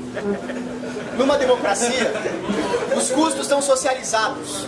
E pior, cada um dos seres humanos que habitam dentro de uma democracia vê o outro como inimigo. Então o aposentado vê o jovem como inimigo, o jovem vê o aposentado como inimigo. Isso quando não começa aquele social justice warrior a colocar minhoca na cabeça, aí a mulher vê o homem como inimigo, o branco vê o negro como inimigo, aí vira isso que nós estamos vendo aqui, né? Por que que isso acontece? Porque numa democracia, os grupos com mais interesses escusos, os grupos que não conseguem competir no mercado e vão então se dedicar ao lobby, se organizam e vão até o governo e pedem as mamatas e o governo dá, porque isso interessa para o governante individual. Ele não é um rei, ele é uma porcaria de um democrata. E esse porcaria, esse lixo desprezível que é o governante de uma democracia, vai simplesmente pegar o dele e ir embora. Coisa que o rei teria mais pudor em fazer, porque o rei encara o país como propriedade privada dele, que vai passar para os filhos. É um sistema dinástico. Ele não vai dilapidar o capital da mesma forma que um zelador democrático vai fazer. Então vai surgir esse jogo de interesses, esse rent seeking. Enquanto isso, o que o Zé Mané, que tem uma vendinha lá na esquina e trabalha todo dia das 7 da manhã às 7 da noite, vai fazer? Não vai fazer nada, ele vai se lamentar. Ele vai abrir o jornal e vai falar, caramba, olha as decisões que eu estou tomando. Né? Porque numa democracia o povo acha que é ele que está tomando a decisão. E não é. Quando o Luís XIV disse o Estado sou eu, o Estado sou igual, ele tinha razão, o Estado era ele. Agora, quando o povo fala o Estado somos nós, dá vontade de falar, acorda, imbecil, o Estado é o Estado, não é você. E a democracia tem esse efeito. É isso. A questão eu acho que essa opinião de que qualquer Estado, um Estado absolutista é superior ao Estado democrático, ela é contrariada pelas multidões de pessoas que ao longo da história deixaram Estados absolutistas ou Estados autoritários em busca de Estados democráticos. Assim como pessoas de Estados inchados, Estados ineficientes, deletérios das liberdades individuais, deixaram seus Estados para ir para Estados liberais, democracias liberais. Esse é o fluxo muito claro ao longo da história. E quando a gente fala do Estado, por mais que não sejamos nós, eu não sou mandatário de nenhum cargo público, o Estado são pessoas que estão lá, são seres humanos que atuam de acordo com os incentivos que lhes são dados. Então eu acho que é muito mais importante a gente tentar moldar os incentivos para que mesmo as pessoas erradas façam as coisas certas, do que simplesmente ficar reclamando e falando que não, o Estado não sou eu, o Estado não me representa, e simplesmente ficar com um pensamento positivo, desejando que o Estado evapore, que ele não vai evaporar. O que vai acontecer se a gente participar o máximo possível, claro. Não estou novamente dizendo que todo mundo tem que participar. Acho que quem tem interesse, mas acho que todo mundo que acredita na liberdade deve atuar em prol da expansão da liberdade, em prol da redução. Daí cada um, obviamente, deve encontrar seu caminho. Alguns vão encontrar seu caminho na via política. Outros vão empreender, vão ganhar dinheiro e cuidar das suas próprias vidas. O que é lindo, é belo e moral, obviamente. A gente precisa de gente que crie riqueza. Mas a gente não pode simplesmente virar as costas para a política. A gente não pode fechar os olhos e fingir que a política não existe. A gente pode até querer esquecer da política, mas tenho certeza, a política não vai esquecer de vocês. E os políticos não vão querer esquecer de vocês. Então é melhor que a gente tenha lá pessoas que compreendam isso. E compreendam que a política e a coerção estatal deve ser limitada ao máximo, do que a gente permitir que o status quo não só se mantenha, como expanda seu poder. E é em prol disso que eu atuo no meu dia a dia. Enfim, é basicamente isso. Eu sou criador da página Capitalista Morena e eu abri dentro da página para as pessoas perguntarem para alguém. E a Andréa Graziano mandou para o Fábio: o que você o que você acha do voto facultativo? O que você acha do voto facultativo? Voto facultativo é medida gradualista de efetiva diminuição do Estado? André Graziano perguntou aqui na página. Obviamente sou favorável ao voto facultativo. Acho que se o voto é um direito, ele obviamente não pode ser tratado como um dever. Eu acho que o voto facultativo não é por si só uma medida que diminua o poder do Estado. Mas acho que ele pelo menos rearranja os incentivos na hora de votar. Hoje a gente sabe que Brasil afora se compra e vende votos de uma maneira muito fácil. O voto facultativo, já que a pessoa já tem que votar, muitas vezes ela simplesmente fala, vou votar no cara que me deu tal coisa e me prometeu tal coisa. Acho que uma grande vantagem do voto facultativo, além do fato de ser muito mais moral do que o voto obrigatório, que é imoral, o voto facultativo aumenta o preço do voto para quem vai votar. E, consequentemente, acaba aumentando, inclusive, o preço de venda do voto. Então, na melhor das hipóteses, ou melhor, na pior das hipóteses, isso dificulta o trabalho de políticos desonestos e corruptos que querem comprar votos. Obrigado. Comentário? Não, o comentário é o seguinte: o voto não deve ser nem obrigatório e nem facultativo. O voto deve ser proibido. É crime. Eu acho que a morte do... Eu defendo o voto voluntarista e voluntário. O voto nada mais é. O voto nada mais é do que a exploração de propriedade privada por não proprietários. Essa é a definição de voto. Então, que direito eu tenho de votar alguma coisa que vai afetar a propriedade dele ou dele? Nenhum! Nenhum!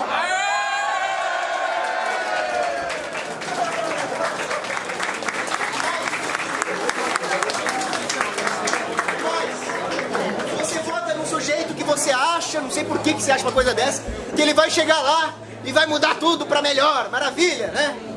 Parafraseando o Príncipe de Salinas em O Leopardo. A mudança que você vai fazer vai ser a mesma porcaria, mas pior. Não é com essas palavras, mas mais ou menos isso. Por que isso? Porque nós temos que aprender alguma coisa com a morte de Sócrates. O Sócrates usava a razão, usava a argumentação, o método socrático, para convencer generais, políticos. E aí ele convenceu? Não. Esse Sócrates aqui tá me enchendo o saco, você bebe esse curto aqui e morre, filha da mãe. Pronto. É isso que o Estado faz. 2.500 anos atrás. É a mesma coisa, a ação humana não mudou nesses 2.500 anos. É a mesma coisa. Quem acha que os princípios perenes mudam é marxista, é frankfurtiano. Não, mas as instituições políticas não evoluíram. Evoluíram pra pior, ficou muito pior. Eu acho que hoje as instituições políticas são piores do que 2.500 anos atrás. Há 2.500 anos atrás não tinha União Europeia, não tinha 700 bases americanas espalhadas pelo mundo. Ninguém jogou bomba atômica em ninguém. 80% da população de Atenas era escrava. E hoje é 100%. 100% é escravo. Me refutou aqui, ó. Me refutou aqui, ó. Fala aí. Não existia tanque há 2.500 anos. Não tinha tanque, Vamos fazer mais uma pergunta aí. Pergunta mais direcionada ao Cogos. Muito do que ele apontou... Tá, desculpa. Beleza. Muito do que você apontou com relação a questões até de mudança de moral pela sociedade, falando muito uma base, digamos assim, até um pouco conservadora, você falando de família, falando de religião. Bem, você falando do algoritmo, o algoritmo ele é basicamente indo contrário ao que muitas pessoas, não só no Brasil, no mundo, consideram como moral. Nós tivemos agora o caso mesmo do Japonesa Federal, uma grande página liberalista aqui de São Paulo, Ilisp, publicou defendendo, entre aspas, não ele, mas a atitude que ele tomava, e ela foi severamente atacada por próprias pessoas que concordam com a visão do Ilisp. Eu mesmo perdi muito tempo discutindo com colegas meus que se consideravam ANCAPs, ou se consideravam mais liberalistas sobre esse tema. Então eu te pergunto, nessa nossa sociedade, você acha que o algoritmo realmente tem condições de mudar algo? Só o algoritmo? Por a gente ter essa mentalidade quase que totalmente conservadora, não importa seja de direita ou de esquerda, na hora que fala desse tipo de questão, todo mundo vira conservador, tem que respeitar a lei. Você realmente acha que o algoritmo consegue mudar isso? Eu vou dividir essa pergunta em duas, então. Uma é se o algoritmo seria suficiente para chegar à liberdade, e outra seria sobre a moralidade do algoritmo. Como é que as pessoas vão encarar a moralidade, por exemplo, do contrabando, da sonegação, esse tipo de coisa, né? Bom, existe uma coisa, um fenômeno que acontece toda vez que existe um Estado, que é uma dissonância cognitiva moral. Se eu fizer o seguinte aqui, ô Misa, tem gente passando fome aqui, passa grana. Todo mundo aqui vai achar imoral, certo? E é uma coisa completamente imoral. Mas se o Estado faz isso, tudo bem. E mais, se o Estado faz isso tendo sido eleito, é uma coisa linda, né? Pra mim é pior, pra mim é covardia. Então as coisas que o Estado faz, por exemplo, se eu estiver vendendo aqui, vamos trocar isso aqui por isso aqui, e chegar ele e falar, não, esse comércio não vai acontecer porque eu não quero. E você não quer por quê? Porque eu escrevi isso num pedaço de papel. As pessoas vão achar que ele é louco, vão achar que ele é um psicopata. O Estado faz exatamente isso. A proibição do contrabando é exatamente isso. Eu compro um produto, vou vender barato para os pobres, vou ajudar a elevar o nível de vida dos pobres, e o Estado não deixa porque o Estado tem tanques. O tanque tem que ser meu, não do Estado. O que é isso? É uma dissonância cognitiva moral.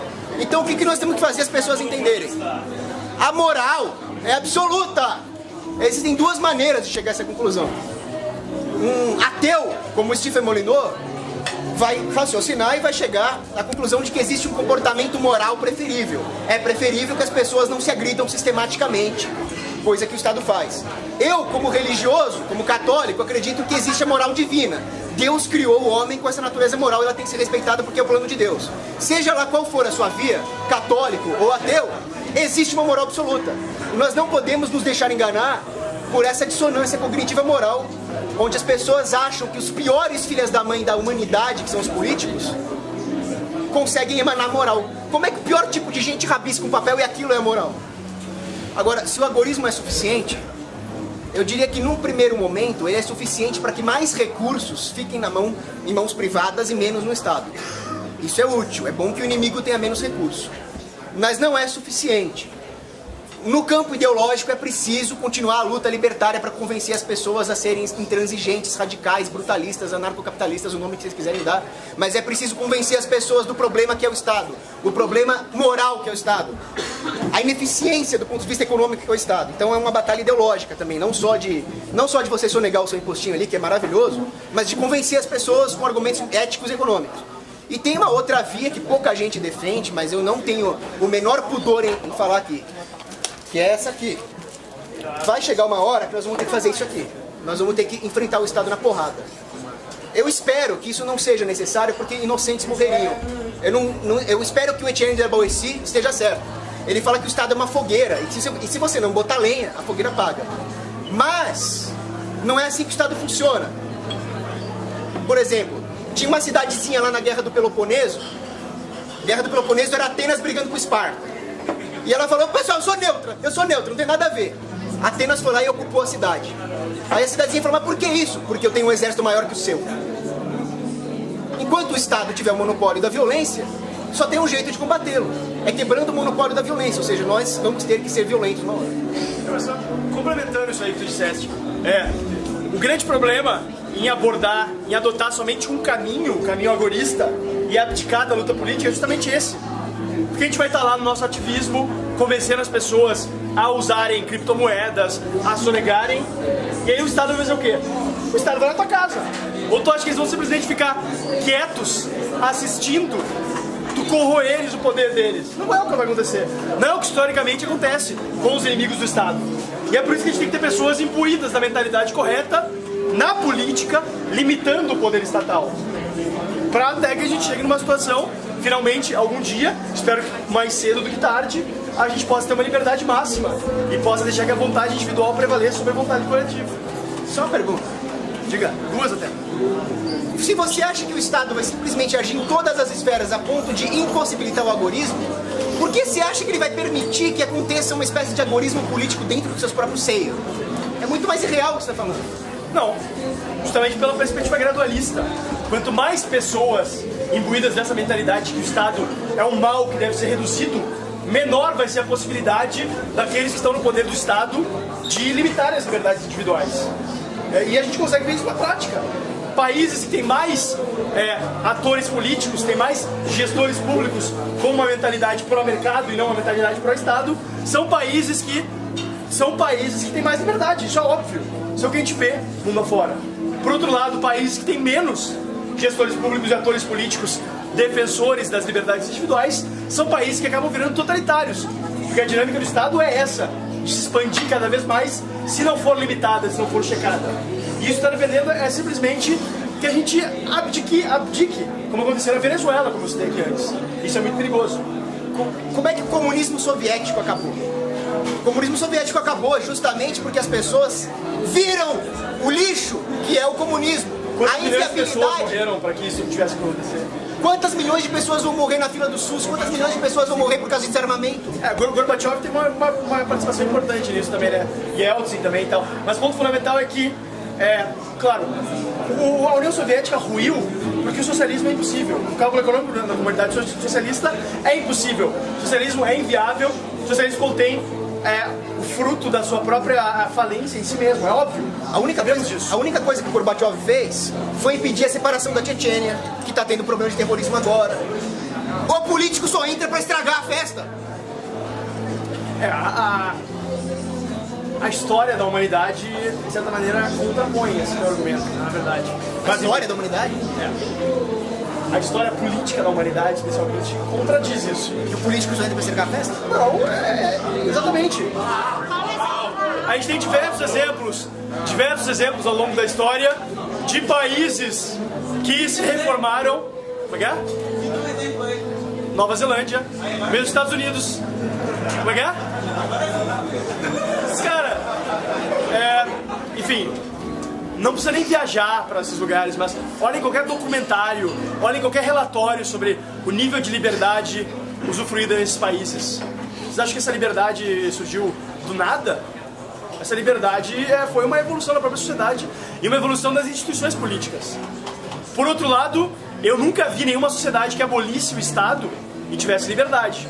E ao longo da história, qualquer sociedade de massa nunca teve a possibilidade de subitamente atingir liberdade por meio da implosão do Estado. O que se viu, na verdade, inclusive, acho que cidades de a Somália aqui, é um exemplo interessante, inclusive, né? Eu, pessoalmente, não gostaria de viver na Somália, não sei se vocês... Eu preferia viver na Nova Zelândia do que na Somália, pessoalmente. Mas aí é uma questão de cada um. Eu não vejo, no entanto, um grande fluxo imigratório para a Somália. Em compensação, se vocês ligarem para um consulado neozelandês, vocês vão ver que tem uma fila de espera muito grande de pessoas querendo migrar para lá. Vamos botar alguém que não tenha perguntado ainda.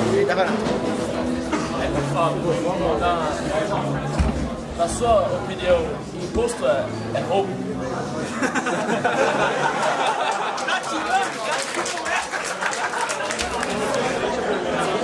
Imposto é roubo, é a pergunta dele. Todo mundo ouviu? Imposto é roubo? Todo mundo ouviu a pergunta? Imposto é roubo? Filosoficamente é óbvio que imposto é roubo.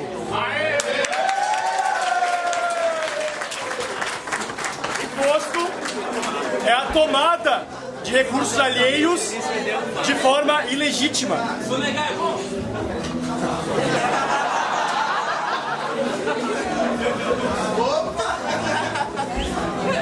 Complicado. Como não, cara? Vamos dizer assim, hoje eu tava no Uber e eu ouvi no rádio que a Receita Federal tinha apreendido 10 toneladas de mercadorias contrabandeadas. Aliás, vejam que interessante a expressão que a repórter usou. A Receita Federal resgatou 10 toneladas de mercadorias num centro popular de compras no Brás. Acho que era no Brás. Obviamente isso é um absurdo. A Receita Federal roubou essa mercadoria dos seus proprietários. Mas eu não vou defender publicamente sonegação. Só uma coisa. Entendam como quiserem.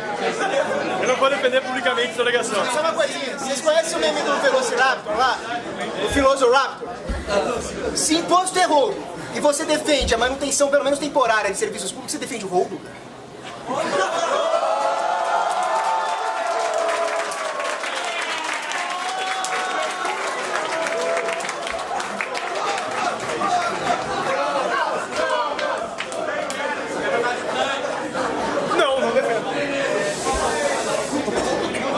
Não defendo.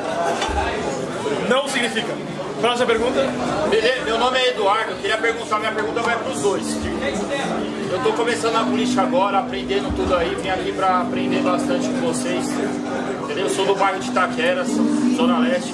Queria perguntar pra vocês, qual a linguagem que vocês usariam hoje pra passar o conhecimento de vocês pro povo que tá na periferia pra poder exercer isso daí?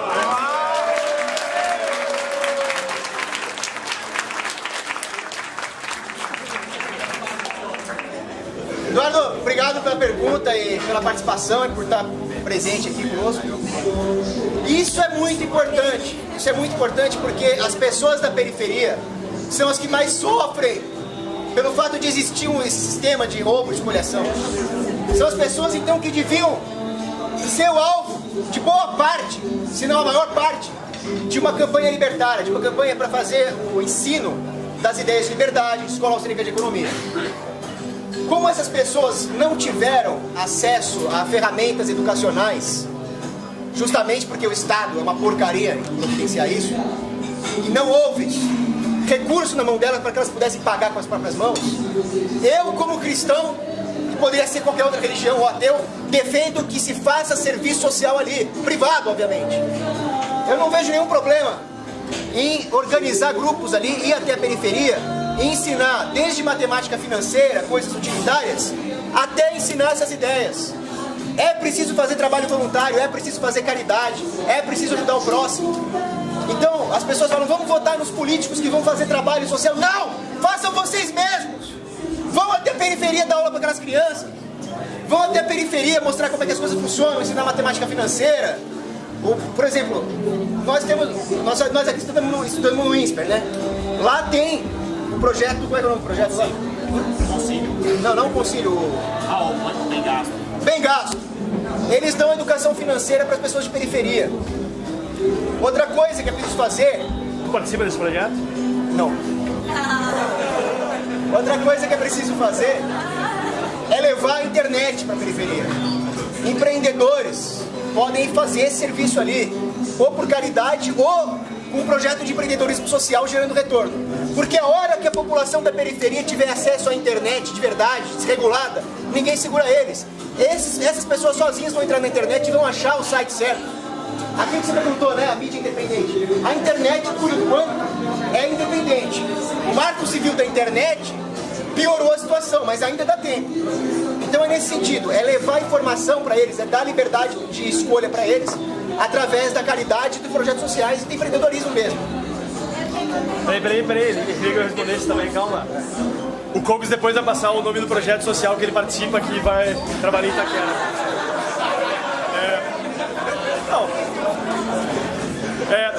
A gente precisa, em primeiro lugar, entender que o mesmo discurso não serve para todo tipo de pessoa. As pessoas têm vivências diferentes. Ei, pessoal. As pessoas têm vivências diferentes, as pessoas têm níveis de instrução diferentes, têm percepções diferentes da vida. Então a gente tem que tentar o máximo possível de alternativas para encontrar o caminho certo. Eu não acho que tem uma maneira certa de falar com as pessoas mais humildes sobre as ideias da liberdade, sobre como o Estado atrapalha elas. Mas acho que trazendo para exemplos do dia a dia e falando como seria melhor de outras maneiras, que seria muito melhor se o Estado não tirasse dinheiro do nosso bolso para nos fornecer serviços, se o Estado deixasse o dinheiro no nosso bolso, e sim, isso é uma perspectiva gradualista, defender o roubo, se quiser aceitar assim, aceite. Mas o fato é que isso é muito mais fácil para uma pessoa que muitas vezes depende do Estado, ou que muitas vezes não teve, como nós, acesso a uma literatura que nos possibilita expandir nossos horizontes, e também não tem a oportunidade de viajar e ver como é em outras circunstâncias. As pessoas muitas vezes estão presas às amarras da sua própria ignorância, da sua realidade. E a gente precisa possibilitar que elas enxerguem mais além. E eu acho que existem várias maneiras de fazer isso. A minha pergunta é essa: qual seria essa maneira hoje que você vê para chegar lá? Para você passar essa informação para a gente que está longe. Itaquera, Capão Redondo, Vila Nova Cachoeirinha. Eu acho que as pessoas dessas regiões mais humildes, elas podem até ter um nível de instrução diferente do que nós temos, mas elas não são mais burras do que nós. A gente tem que deixar essa visão patrimonialista, paternalista de lado. Elas sabem o que é melhor para elas e a gente precisa deixá-las exercitarem sua própria liberdade o máximo possível e mostrar para elas que a liberdade, sim, merece uma chance e merece o máximo possível de chances que for possível. A abordagem, claro, cada caso merece uma abordagem própria. Por exemplo, questão da educação. Brasil afora, começou aqui em São Paulo essa praga, infelizmente, está acontecendo um surto de invasões a escolas. E o pessoal pede o quê? A velha tática de sempre. Mais investimento em escola pública, melhores salários. Isso é seguir a mesma estratégia que vem dando errado há anos e anos. A gente precisa defender outras abordagens. Por exemplo, se a gente não pode abolir toda forma de escola financiada pelo Estado, porque isso seria, em primeiro lugar, politicamente inviável, e pessoalmente eu acho que a gente deve levar isso em consideração, porque senão nossos próprios esforços vão acabar sendo, se não em vão, vão acabar sendo menos efetivos do que poderiam. E por outro lado, também eu acho que seria indesejável, porque eu percebo custos de transação na adaptação do mercado em setores como a educação. Não é assim para tu construir uma escola do dia para a noite. Não é assim para treinar professores. Não é assim para simplesmente oferecer e propagandear serviços. Mas mostrar que sim, é possível que esses serviços sejam fornecidos por meio do mercado. Até chegar ao ponto de que esses serviços não precisem ser subsidiados mais para pessoas de baixa renda. Porque as pessoas de baixa renda vão ter uma produtividade do trabalho suficiente que lhes permita ter uma renda mais alta e contratar livremente, sem precisar depender de subsídio estatal, um serviço de educação. Só uma coisinha, tem alguns exemplos práticos de atitudes que foram feitas nesse sentido. Eu tenho um amigo chamado Gabriel Passarelli, que tem uma empresa de filtros automotivos, a Original Filter. Na empresa dele, que não tem nada a ver, filtro automotivo, ele montou uma escola de alfabetização para adultos. Uma outra amiga minha, Andréia Chá, trabalha e estuda a semana inteira. Chega no fim de semana, ela vai dar aula para crianças de periferia. É esse tipo de coisa que tem que ser feita. Desregulação do sistema de diplomas de educação, porque como é que a pessoa que não tem nenhuma experiência vai ingressar no mercado de trabalho com essa tonelada de legislação trabalhista e regulação de diploma para profissões? Isso tem que acabar. Tem que voltar ao que era antes, que os aprendizes, os empresários ali ensinam o jovem que não tem nenhuma formação a ter essa formação.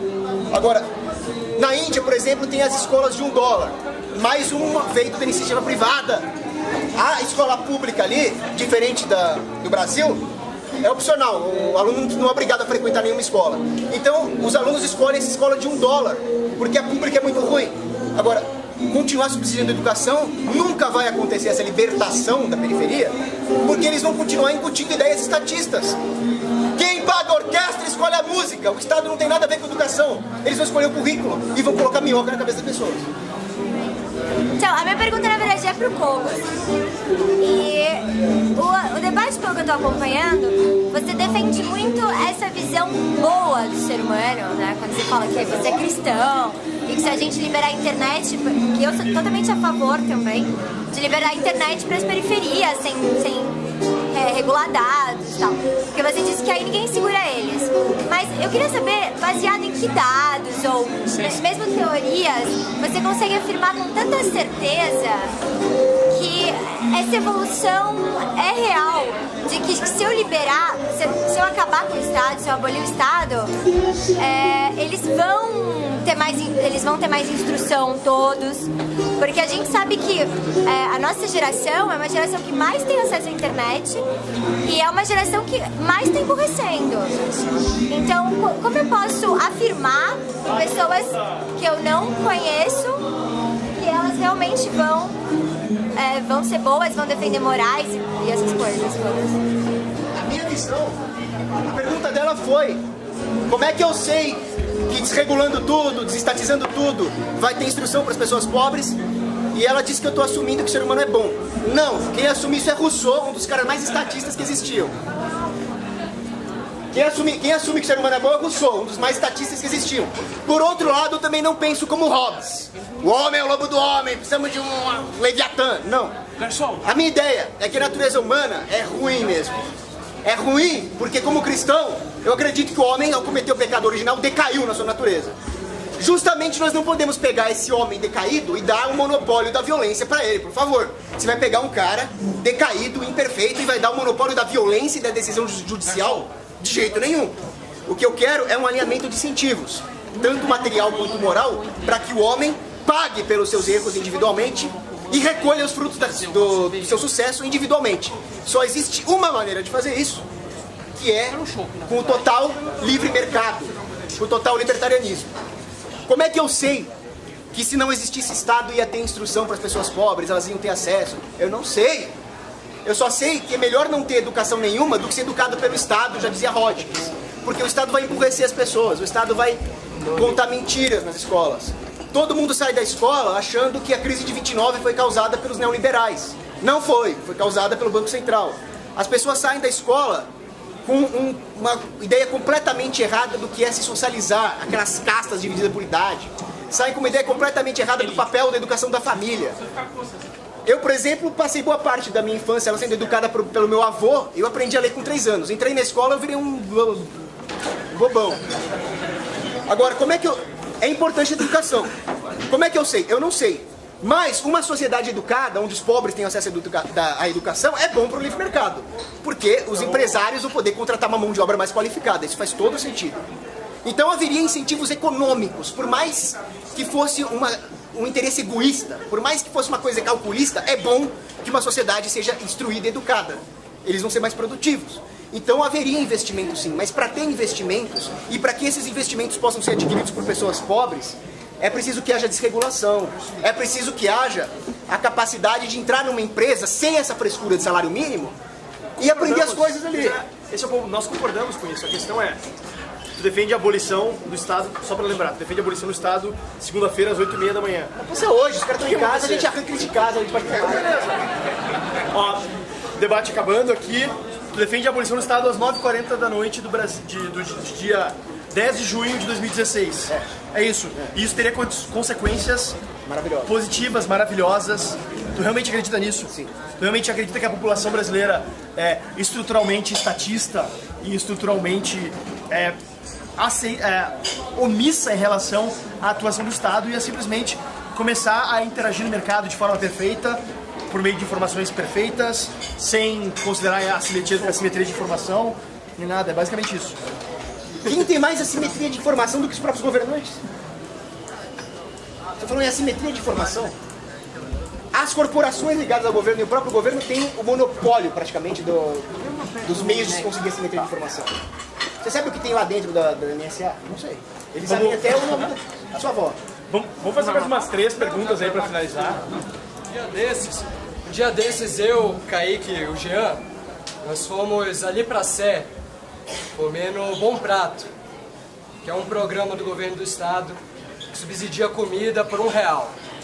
O que tinha de gente pobre, faminta, banguela, comendo aquela comida e se sacrificando para conseguir R$1 para comer, não era brincadeira, o café da manhã é 50 centavos. No Amazonas, eu já morei no interior, e lá a realidade dos ribeirinhos é muito complicada, porque não existe capital privado, existe governo. Com aquela selva, é impossível construir estradas, enfim, são inúmeras questões muito complicadas. E as pessoas vivem disso. E eu não consigo apoiar uma extinção do Estado de um momento para o outro, pensando nessas pessoas. Então, consciência nessas pessoas. De que forma você ainda consegue apoiar a extinção imediata do Estado? E uma emendando aí, e o Jair Bolsonaro?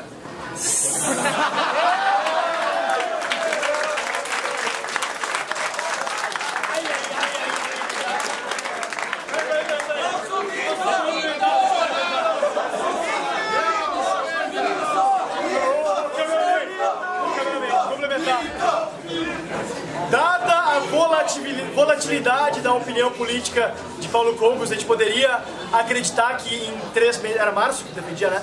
Em 3 meses ele estaria defendendo a perspectiva gradualista? Será? Eis a pergunta. Vamos lá, vamos responder? Primeira coisa. Não pode ir embora agora não, tá?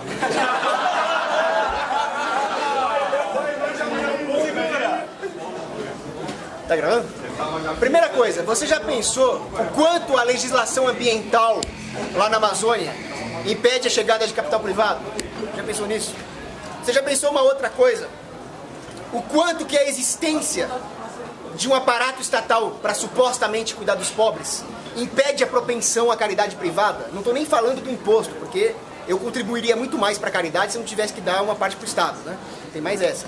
Terceiro, você já pensou que interessa para os próprios empresários chegar numa região ribeirinha lá da Amazônia e começar um investimento ali seja de borracha, seja de hotel fazenda, seja de, sei lá, porque eu não sou empresário, eu não sou empreendedor por nada, assim, né? Tem cara que é. E aí eles vão contratar a própria população local a muito baixo custo, se nós acabarmos com a legislação trabalhista. As empresas não vão lá para os rincões da China, podia vir para a Amazônia também, né? Se não tivesse legislação ambiental. Aí vai começar a entrar capital ali, pelo menos para mão de obra mais apta. Aí as famílias fortalecidas vão começar a ajudar aqueles inválidos mesmo que não conseguiram se inserir nessa lógica empreendedorial. E assim vai se construindo uma força local. Vai chegar uma igreja ali, vai formar uma comunidade, vai começar a ajudar. Isso não acontece no Brasil porque justamente o Estado centralizado, principalmente na época do Estado Novo de Vargas, acabou com isso. O Vargas, ao criar a legislação trabalhista, fez todo mundo vir para São Paulo, onde a produtividade marginal da mão de obra é maior, e o Nordeste, a Amazônia, ficou abandonado. Então tudo que você está falando é resultado de intervenção estatal. Agora, o debate é sobre a abolição do Estado gradual ou bruta, né? Se você falar do Jair Bolsonaro de novo, eu vou mandar você pra Gil Pedrinhas, hein? Agora... Mas eu falo, tá bom. Só nesse processo de falagem agora, de enfim, abolição e entrar em contato com os ribeirinhos, eles produzirem por conta própria, me pareceu um processo gradual, e aos poucos. Então isso justamente reforça a necessidade de um processo gradual para o Estado, porque se você acaba de uma hora para outra, não existe essa possibilidade. Na Alemanha, existiam vários controles econômicos que foram impostos pelos aliados na Segunda Guerra Mundial. O general lá que comandava era um cara chamado Lucius Clay. E ele impôs esses controles praticamente socialistas na Alemanha Ocidental, ali, ocupada pelos Estados Unidos, até que chegou um sujeito chamado Ludwig Erhard e removeu os controles completamente. O político? Não.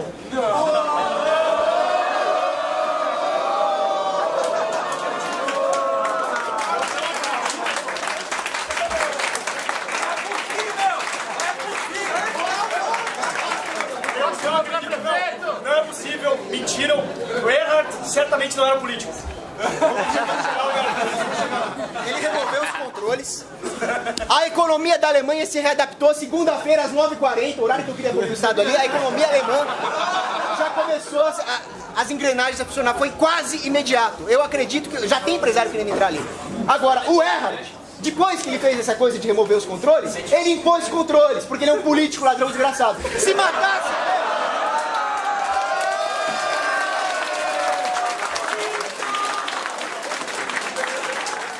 colocasse o general Clay e o Erhard num paredão, pegasse um cano duplo ali, pronto, aí os controles seriam resolvidos pra sempre.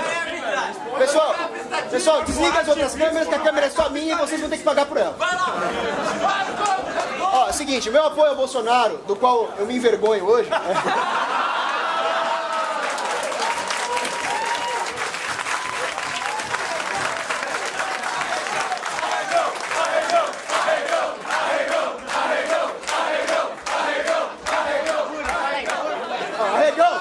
Você é muito macho pra falar aqui e falar que voltou atrás, vai.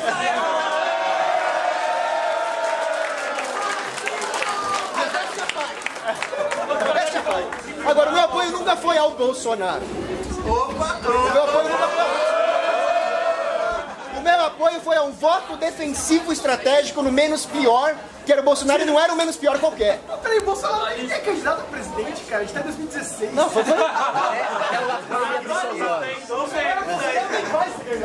Agora, a ideia não era uma redução gradualista, a ideia era um combate mesmo, porque o Bolsonaro ia revogar o Estatuto de Desarmamento e ia comprar um tanque ali. Agora, eu enxerguei, debatendo com outras pessoas ali, o Lacombe, a Jordânia, o Quioca, que isso é furada. O próprio... É, só... Você viu como as pessoas são subornáveis? Ele me dá um tanque e eu vou votar nele. Todo homem tem seu preço. Um M1 Abrams eu votava na Dilma. Não, peraí. Um M1 Abrams eu votava na Dilma. É um tanque. Meu nome é Ricardo.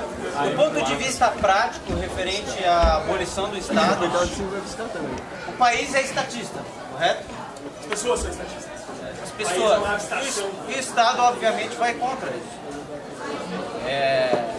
Como você faria para que isso, primeiro reconhecendo que isso seria uma minoria, obviamente seria uma maioria contra uma minoria e isso geraria conflitos e milhares de mortes. Primeiro, eu gostaria de saber se você concordava com isso. Segundo, é se essas mortes valem a pena. E terceiro, é se é maioria, por que você acha que vai ganhar? Tem uma teoria, que se chama teoria do arroz com feijão e bife e batata. A maioria das pessoas não dão muita bola para essa conversa sobre social liberalismo, anarcocapitalismo, conservadorismo, ismo. A grande, imensa maioria da massa das pessoas está preocupada se tem arroz, feijão e batata no seu prato. É isso que importa. Elas podem ter as suas ideologias, mas elas não são guerreiras ideológicas. Elas querem saber se tem o feijão. É verdade que a maioria das pessoas tem um viés estatista justamente por culpa da educação estatal, dos anos de doutrinação. A democracia é a ferramenta que permite que as pessoas que estão lá no canto delas exerçam esse estatismo na urna e perpetuem esse arranjo nacional de tirania. Porque... Não, eu tô falando contra a democracia. Repete. As pessoas podem até ter uma mentalidade estatista, mas elas estão mais preocupadas em trabalhar e ganhar o pão de cada dia. A democracia é essa aberração nefanda que permite que qualquer um, com ideias manipuladas, com ideias tortas, vá lá e vote. Então, eu não entendo o Osterman. Ele falou que a maioria do Brasil é estatista e defende democracia onde a maioria é que decide. Ele defende uma democracia liberal, onde o poder estatal seja limitado o máximo possível. Mas como é que você vai limitar o Estado com o Estado tem monopólio de poder? Então esse é o ponto. Existem diversas democracias liberais, respondendo a pergunta dele. A maioria das pessoas não pegaria em armas para defender o Estado. A maioria das pessoas seria exatamente como aquele fazendeiro da pintura do Pedro Américo, da Independência do Brasil, que estava lá com o saco de capim dele olhando lá os portugueses e as tropas do Dom Pedro. Eita, nós. A maioria das pessoas é assim. A não ser que exista uma ferramenta que canalize toda a exploração do ódio da cisânia, que é a democracia. Quer ver uma coisa? Quando que surgiu na história da humanidade esse conceito de esquerda, direita, liberalismo? Isso aí surgiu na Revolução Francesa. Tem um historiador chamado Tony Judge que explica isso. Porque antes, o debate político era mais honesto. Eu quero dominar você, eu quero explorar os seus súditos. Isso é honesto, isso é uma coisa transparente. A Revolução Francesa serviu para mascarar essa fachada, essa disputa de poder com uma fachada ideológica. Só isso. Tá. Tinha mais uma lá para ir. Deixa eu só terminar o raciocínio. Se você concorda que mataria milhares de pessoas. Não. De jeito nenhum. Mataria... Por mais que o país não fosse contra, o Estado seria contra. E o Estado seria maior do que as pessoas que realmente querem a abolição do Estado. Ou não? Mas pensa na prática. Do ponto de vista prático. Se tivesse, digamos assim, hipoteticamente, um político liberal ou um político socialista lá para apertar o botãozinho de te jogar uma bomba atômica no ginásio onde tu guarda teus tanques. Os dois fariam isso, mas sabe quem talvez não fizesse isso? Um rei. O rei ia ficar coado. Numa democracia, você está mexendo com interesses muito maiores do que o simples rei. Mas não é exatamente o contrário, porque segundo o próprio Hopper, para o rei o Estado é a propriedade privada dele, ele não teria um zelo muito maior em manter seu poder e sua propriedade privada. Ou tu acha que realmente todo rei vai ser que nem o Dom Pedro II, que simplesmente falou assim, tô velho mesmo, tô cansado dessa bosta. A cabeça do rei, o pescoço do rei é a propriedade privada mais preciosa que ele tem. Essa ele tem que preservar. Agora, como é que você vai fazer isso numa democracia? Numa democracia... Justamente, tu vai fazer isso justamente garantindo para ele que se ele perder o poder, ele não vai necessariamente perder o seu bem mais precioso. Porque esse é o grande avanço da democracia em relação aos outros regimes. O fato de o cara poder ser removido do poder sem perder a cabeça. Como é que se remove um democrata do poder? Acabamos de ter um exemplo muito claro disso na história do Brasil. Aonde? Impeachment, caralho. Impeachment? Você quer Dilma que manda? Nem concluiu ainda. Cara, acima da Dilma tem o Lula, acima da Lula tem o Duque de Quem. Em breve concluiremos. Como é que você remove a Goldman Sachs? Só para finalizar, se você não concorda que milhares de pessoas iriam morrer, a pergunta é, se milhares de pessoas morrer, vale a pena? Isso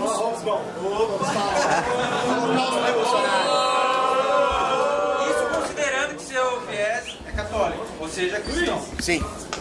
Eu não acredito que milhares de pessoas vão morrer, porque se houvesse na prática uma revolução do Estado, ela se daria, uma revolução contra o Estado, ela se daria de outra forma. Provavelmente na forma de uma desobediência civil. A elite natural local que emergiria da desregulação no setor de segurança e defesa faria com que surgissem tantas miríades de localidades fortes que na prática, como é que o poder federal vai invadir localidade por localidade? Não vai. Ele vai ter uma guerra quarteirão por quarteirão, que é o pior tipo de guerra que existe contra o Brasil inteiro? Não vai. Então, se houvesse conflitos, seriam conflitos localizados entre os militantes mais apaixonados e alguns poucos resistentes. Morreria ali algumas pessoas, mas não seria um massacre. Ô, Cocos, isso não seria um mini-estado? Não. Por quê? Porque o mini-estado justamente é o monopólio. É o monopólio da arbitração, o monopólio da defesa. E a ideologia por trás de uma revolução dessa seria justamente a ideia da quebra do monopólio. Então é no sentido inverso. É claro que poderia surgir abusos, mini-estados, é claro que algum arbitrador privado poderia e iria, é certo isso, Ramon, que ele iria querer usurpar o poder. Então poderia surgir um novo Estado? Poderia surgir um novo Estado uma vez que o Estado acabasse? Sim! Sim, poderia. Agora, se o paciente tem câncer, você não vai remover o câncer porque pode surgir outro câncer? A única coisa que nós temos que ter é isso em mente. Se alguém quiser o monopólio, mata essa pessoa. Eu acho que essa analogia acaba ficando um pouco falha pelo fato de que eu preferiria não remover um câncer, um tumor benigno que pode vir a matar a longo prazo o paciente, se eu soubesse que ao remover esse tumor benigno surgirá um tumor maligno. Infelizmente, eu acho que essa é a perspectiva que a gente tem hoje, de ter um estado hoje no Brasil que emergeria das forças naturais. É só se olhar as localidades onde o Estado acaba não tendo uma presença tão marcada. Eu queria ter realmente milícias no lugar do Estado, que também atuam com uma lógica estatal, uma lógica de expoliação, de pilhagem e uma lógica absolutamente ilegítima, como é o Estado. Mas o Estado, pelo menos, existe poder mais difuso, enquanto que uma milícia é o poder absolutista. É isso que não me desce. Esse é o apreço por um Estado absolutista. O simples fato de você estar questionando a validade de uma milícia e legitimando o Estado já mostra o poder absurdo que o Estado tem. As pessoas legitimam. A milícia pelo menos tem a vantagem de legitimar que eles têm monopólio. O Estado tem isso. Agora, o exemplo que você deu da Somália. A Somália não era uma sociedade libertária. Você não acha que aqueles chefes tribais estavam lá além do Hofgar? Não era assim que funcionava. Justamente porque uma parte desses chefes tribais tinham apoio da ONU, apoio financeiro e político e até militar da ONU. Outra parte tinha apoio de outros líderes tribais em outros países, Etiópia, própria União Africana. Então, óbvio que aquilo era uma disputa de milícias subsidiadas, que podiam então socializar o custo. Mesmo assim, houve queda no número de homicídios. Mesmo assim, houve um enorme avanço no setor de telecom. Basta sair o Estado centralizado, que mesmo com um bando de milícias assassinas já melhorou um pouco. Então, desculpa, eu tinha te perguntado antes, como é que se daria a abolição estatal? Seria num país, numa região, no mundo inteiro, súbito? E se isso é uma possibilidade realmente premente? Ou seja, se alguém em sã consciência acredita que isso tem alguma chance de acontecer de uma hora para outra, de a gente ir dormir e acordar com o Estado abolido. Ninguém falou isso. A defesa da abolição imediata, acho que leva em consideração isso, que ela de fato pode vir a acontecer. Eu acho que o gradualismo, ele é aplicável, porque eu acho que é possível sim a gente reduzir gradualmente o poderio estatal e gradualmente limitando o poder do Estado. É isso que eu defendo. Eu acho que fez uma analogia muito boa, inclusive, colocando o meu approach como o approach do Gramsci, enquanto o teu approach seria o approach do Marx, correto? Um approach mais revolucionário, um approach mais fundamentalista, sem a parte pejorativa da questão. Mas o que a gente vê na realidade, de fato, é que o próprio approach do Gramsci está servindo para dar uma sobrevida ao socialismo, desagradavelmente. Nossa, eu queria fazer um apontamento biológico. Você fez uma comparação de um tumor benigno com um tumor maligno. Não sou biólogo, então. Não, mas o tumor benigno não é passível de remoção, significa que ele não tem possibilidade de se tornar maligno. Só fica consciente disso, cara. Vai, boa noite, meu nome é Luiz. Minha pergunta é pra você, cara. Você falou que, na verdade, no seu ponto de vista, a redução do Estado deveria ser gradual e de dentro do Estado, criando uma série de regras e instituições que limitariam o poder do Estado, certo? Como fazer isso, dado que, como você mesmo falou, você tem uma sociedade brasileira que tem certeza que todo mundo tem mentalidade estatista, que todos os sistemas de preço deveriam ser controlados pelo governo, certo? Essas pessoas elegem seus candidatos, portanto elas têm representantes dentro do governo, certo? Você tem um sistema que ele é coercitivo, um sistema que rouba das pessoas, entendeu? Como você pretende limitar? Que tipo de medida você realmente pretende adotar que vai limitar e, pior ainda, reduzir esse poder por dentro da instituição que só tem interesse em se ampliar cada vez mais? É importante que a gente entenda que a luta política é, na verdade, a ponta do iceberg, que é sustentado pela batalha de ideias. É fundamental que a gente tenha uma instituição ampla, uma quantidade muito grande de instituições voluntárias, de divulgação das ideias liberais e de convencimento, para que a gente passe a ganhar os corações e as mentes das pessoas, para que elas passem a apoiar proposições políticas que visem a limitar o tamanho do Estado. O Estado é a ponta do iceberg.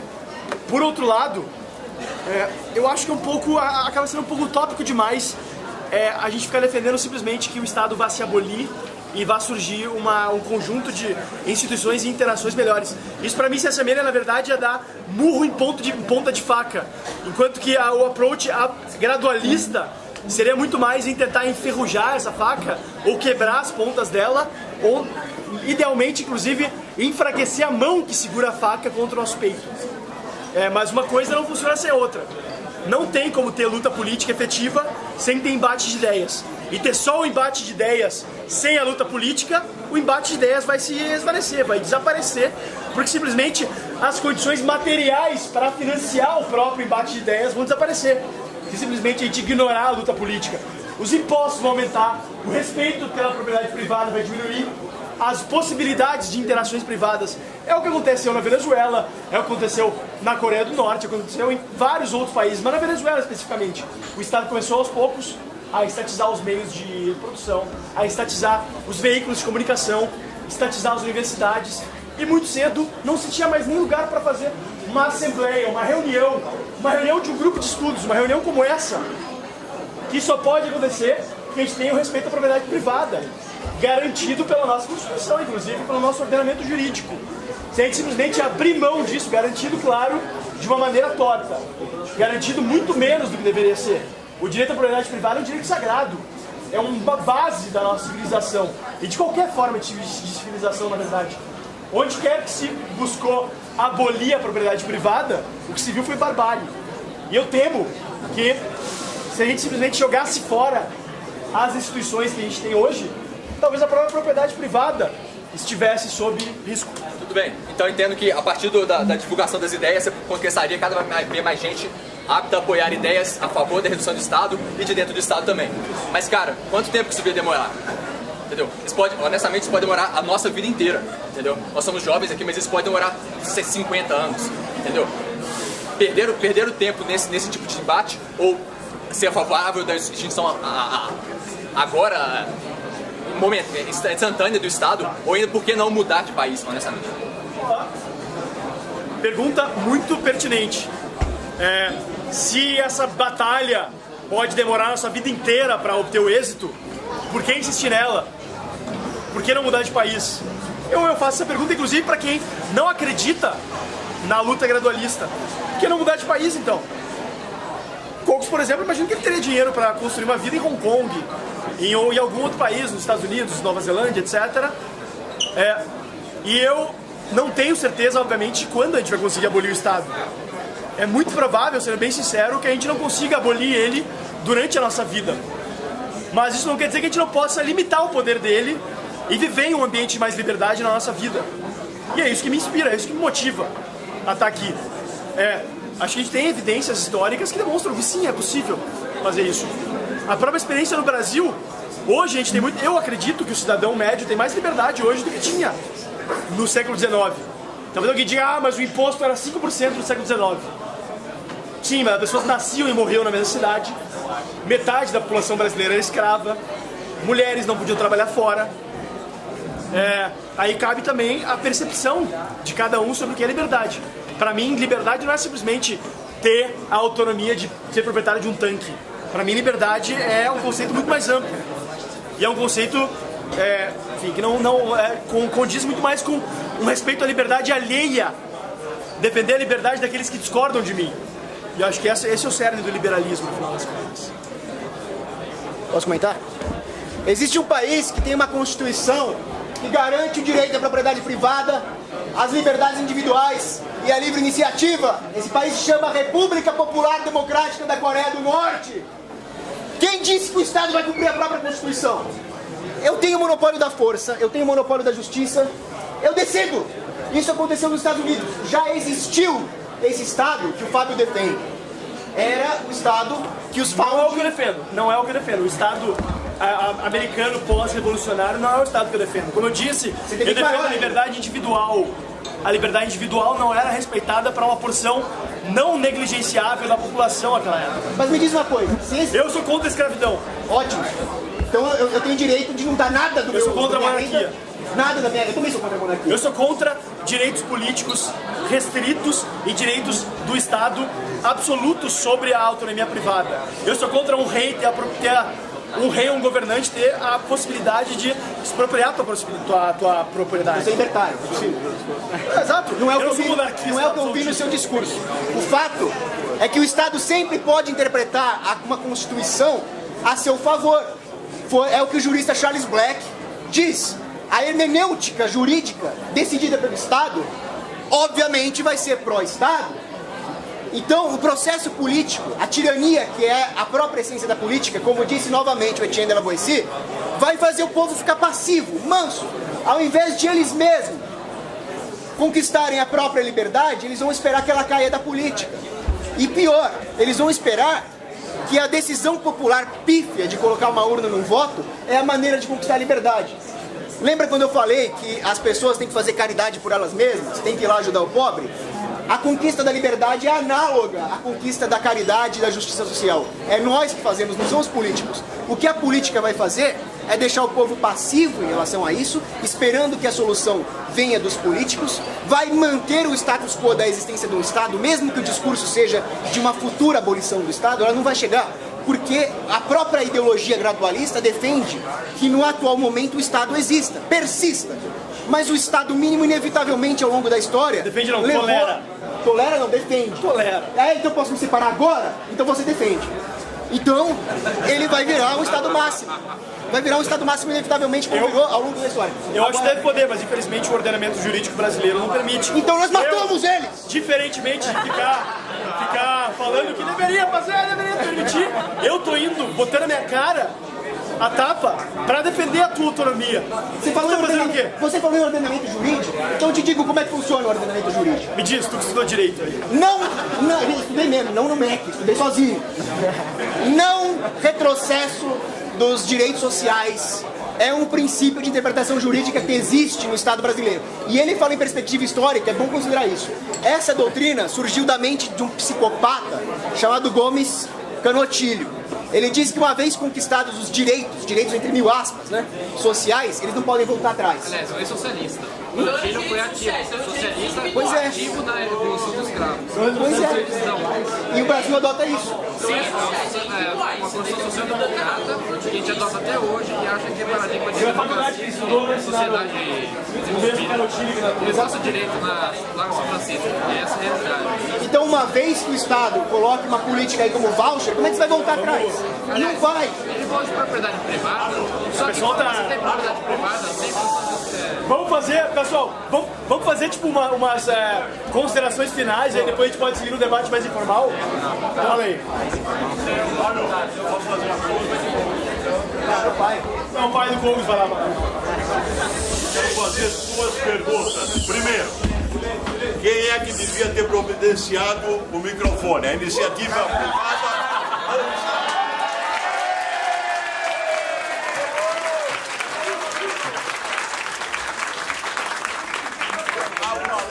Foi brilhante, os dois são brilhantes, mas poderia ser muito mais se tivesse um microfone.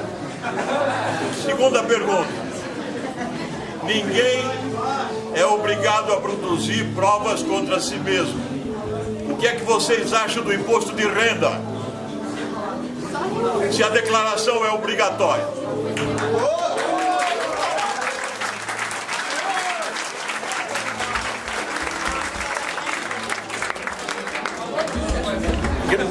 Agradeço ao senhor Cogos Pai pela pergunta, pelo comentário, pelo comentário sobre o microfone, mas o fato é que, enfim, foi... Bom, nada impediu no mercado também que o senhor tivesse arranjado um espaço que disponibilizasse o microfone, ou que mesmo seu filho que convocou o debate tivesse organizado um espaço onde tivesse microfone. Os custos de transação eram bem restritos nesse caso, bem pequenos, quase negligenciáveis. Mas eu tomei a iniciativa de pegar e selecionar um bar. Enfim, também eu não ia dedicar um dia da minha semana para organizar um mega debate, que acho que é muito mais interessante se for assim, desse jeito amigável e descontraído que foi. Sou contra imposto de renda e acho que também não deve ser favorável, não se deve ser obrigatória a declaração, autodeclaração de renda. Bom, quanto ao microfone, isso aí é o seguinte, isso aí é para dar emprego para os fonoaudiólogos, né? Keynesiano. Mas é bom porque treina justamente a retórica. Eu estava falando pro pessoal no início, como é que vocês acham que era o parlamento inglês do século XIX, o período da Assembleia Nacional Francesa, na Revolução Francesa? Tinha microfone? Não, era no gogó. Tem uma concordância aqui, Quanto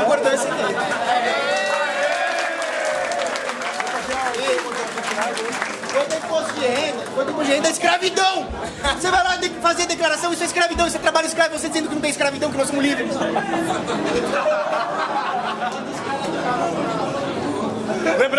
Lembrando, perspectiva histórica substitui a perspectiva histérica, mas vamos fazer as últimas considerações finais aí. Começa? Eu não vou lembrar a frase exata que está em Provérbios. O justo que se mistura ao ímpio vira uma lama turva, né? Porque quando você mistura água limpa com sujeira, não vai gerar água limpa, vai gerar lama. Assim é a mistura do homem justo honesto com os meandros da política. O Estado então só existe para capturar todos os esforços contra o Estado para alimentar a si próprio. Não cometa esse erro. Ética e soberania individual são as únicas saídas. E agradeço a presença de todos e pela paciência também. Obrigado.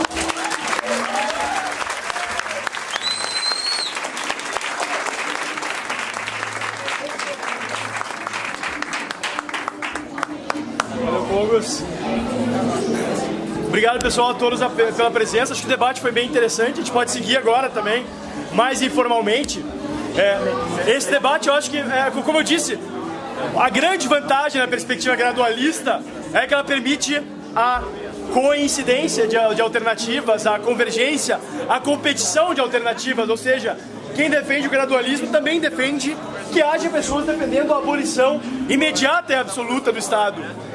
Enfim, e acho que a gente deve seguir buscando limitar ao máximo o poder estatal, buscando limitar ao máximo o poder dos políticos, por mais paradoxal que seja, alguém que está se engajando na luta política, defender a limitação, mas sim, a gente precisa de pessoas que estejam dispostas a entrar lá para limitar o poder político de seus pares. Sem isso, a experiência histórica demonstra que o que vai acontecer realmente é o avanço da barbárie estatal, o avanço da dominação totalitária do Estado e, ao fim, a destruição de todos os nossos valores. Eu espero que ninguém aqui queira isso. Então, enfim, acho que todo mundo que acredita nas ideias da liberdade deve seguir se engajando na defesa delas da forma que achar mais adequada, mais de acordo com seus valores, suas possibilidades, suas necessidades, suas vontades. E é isso aí. Obrigado a todos, uma boa noite. Valeu.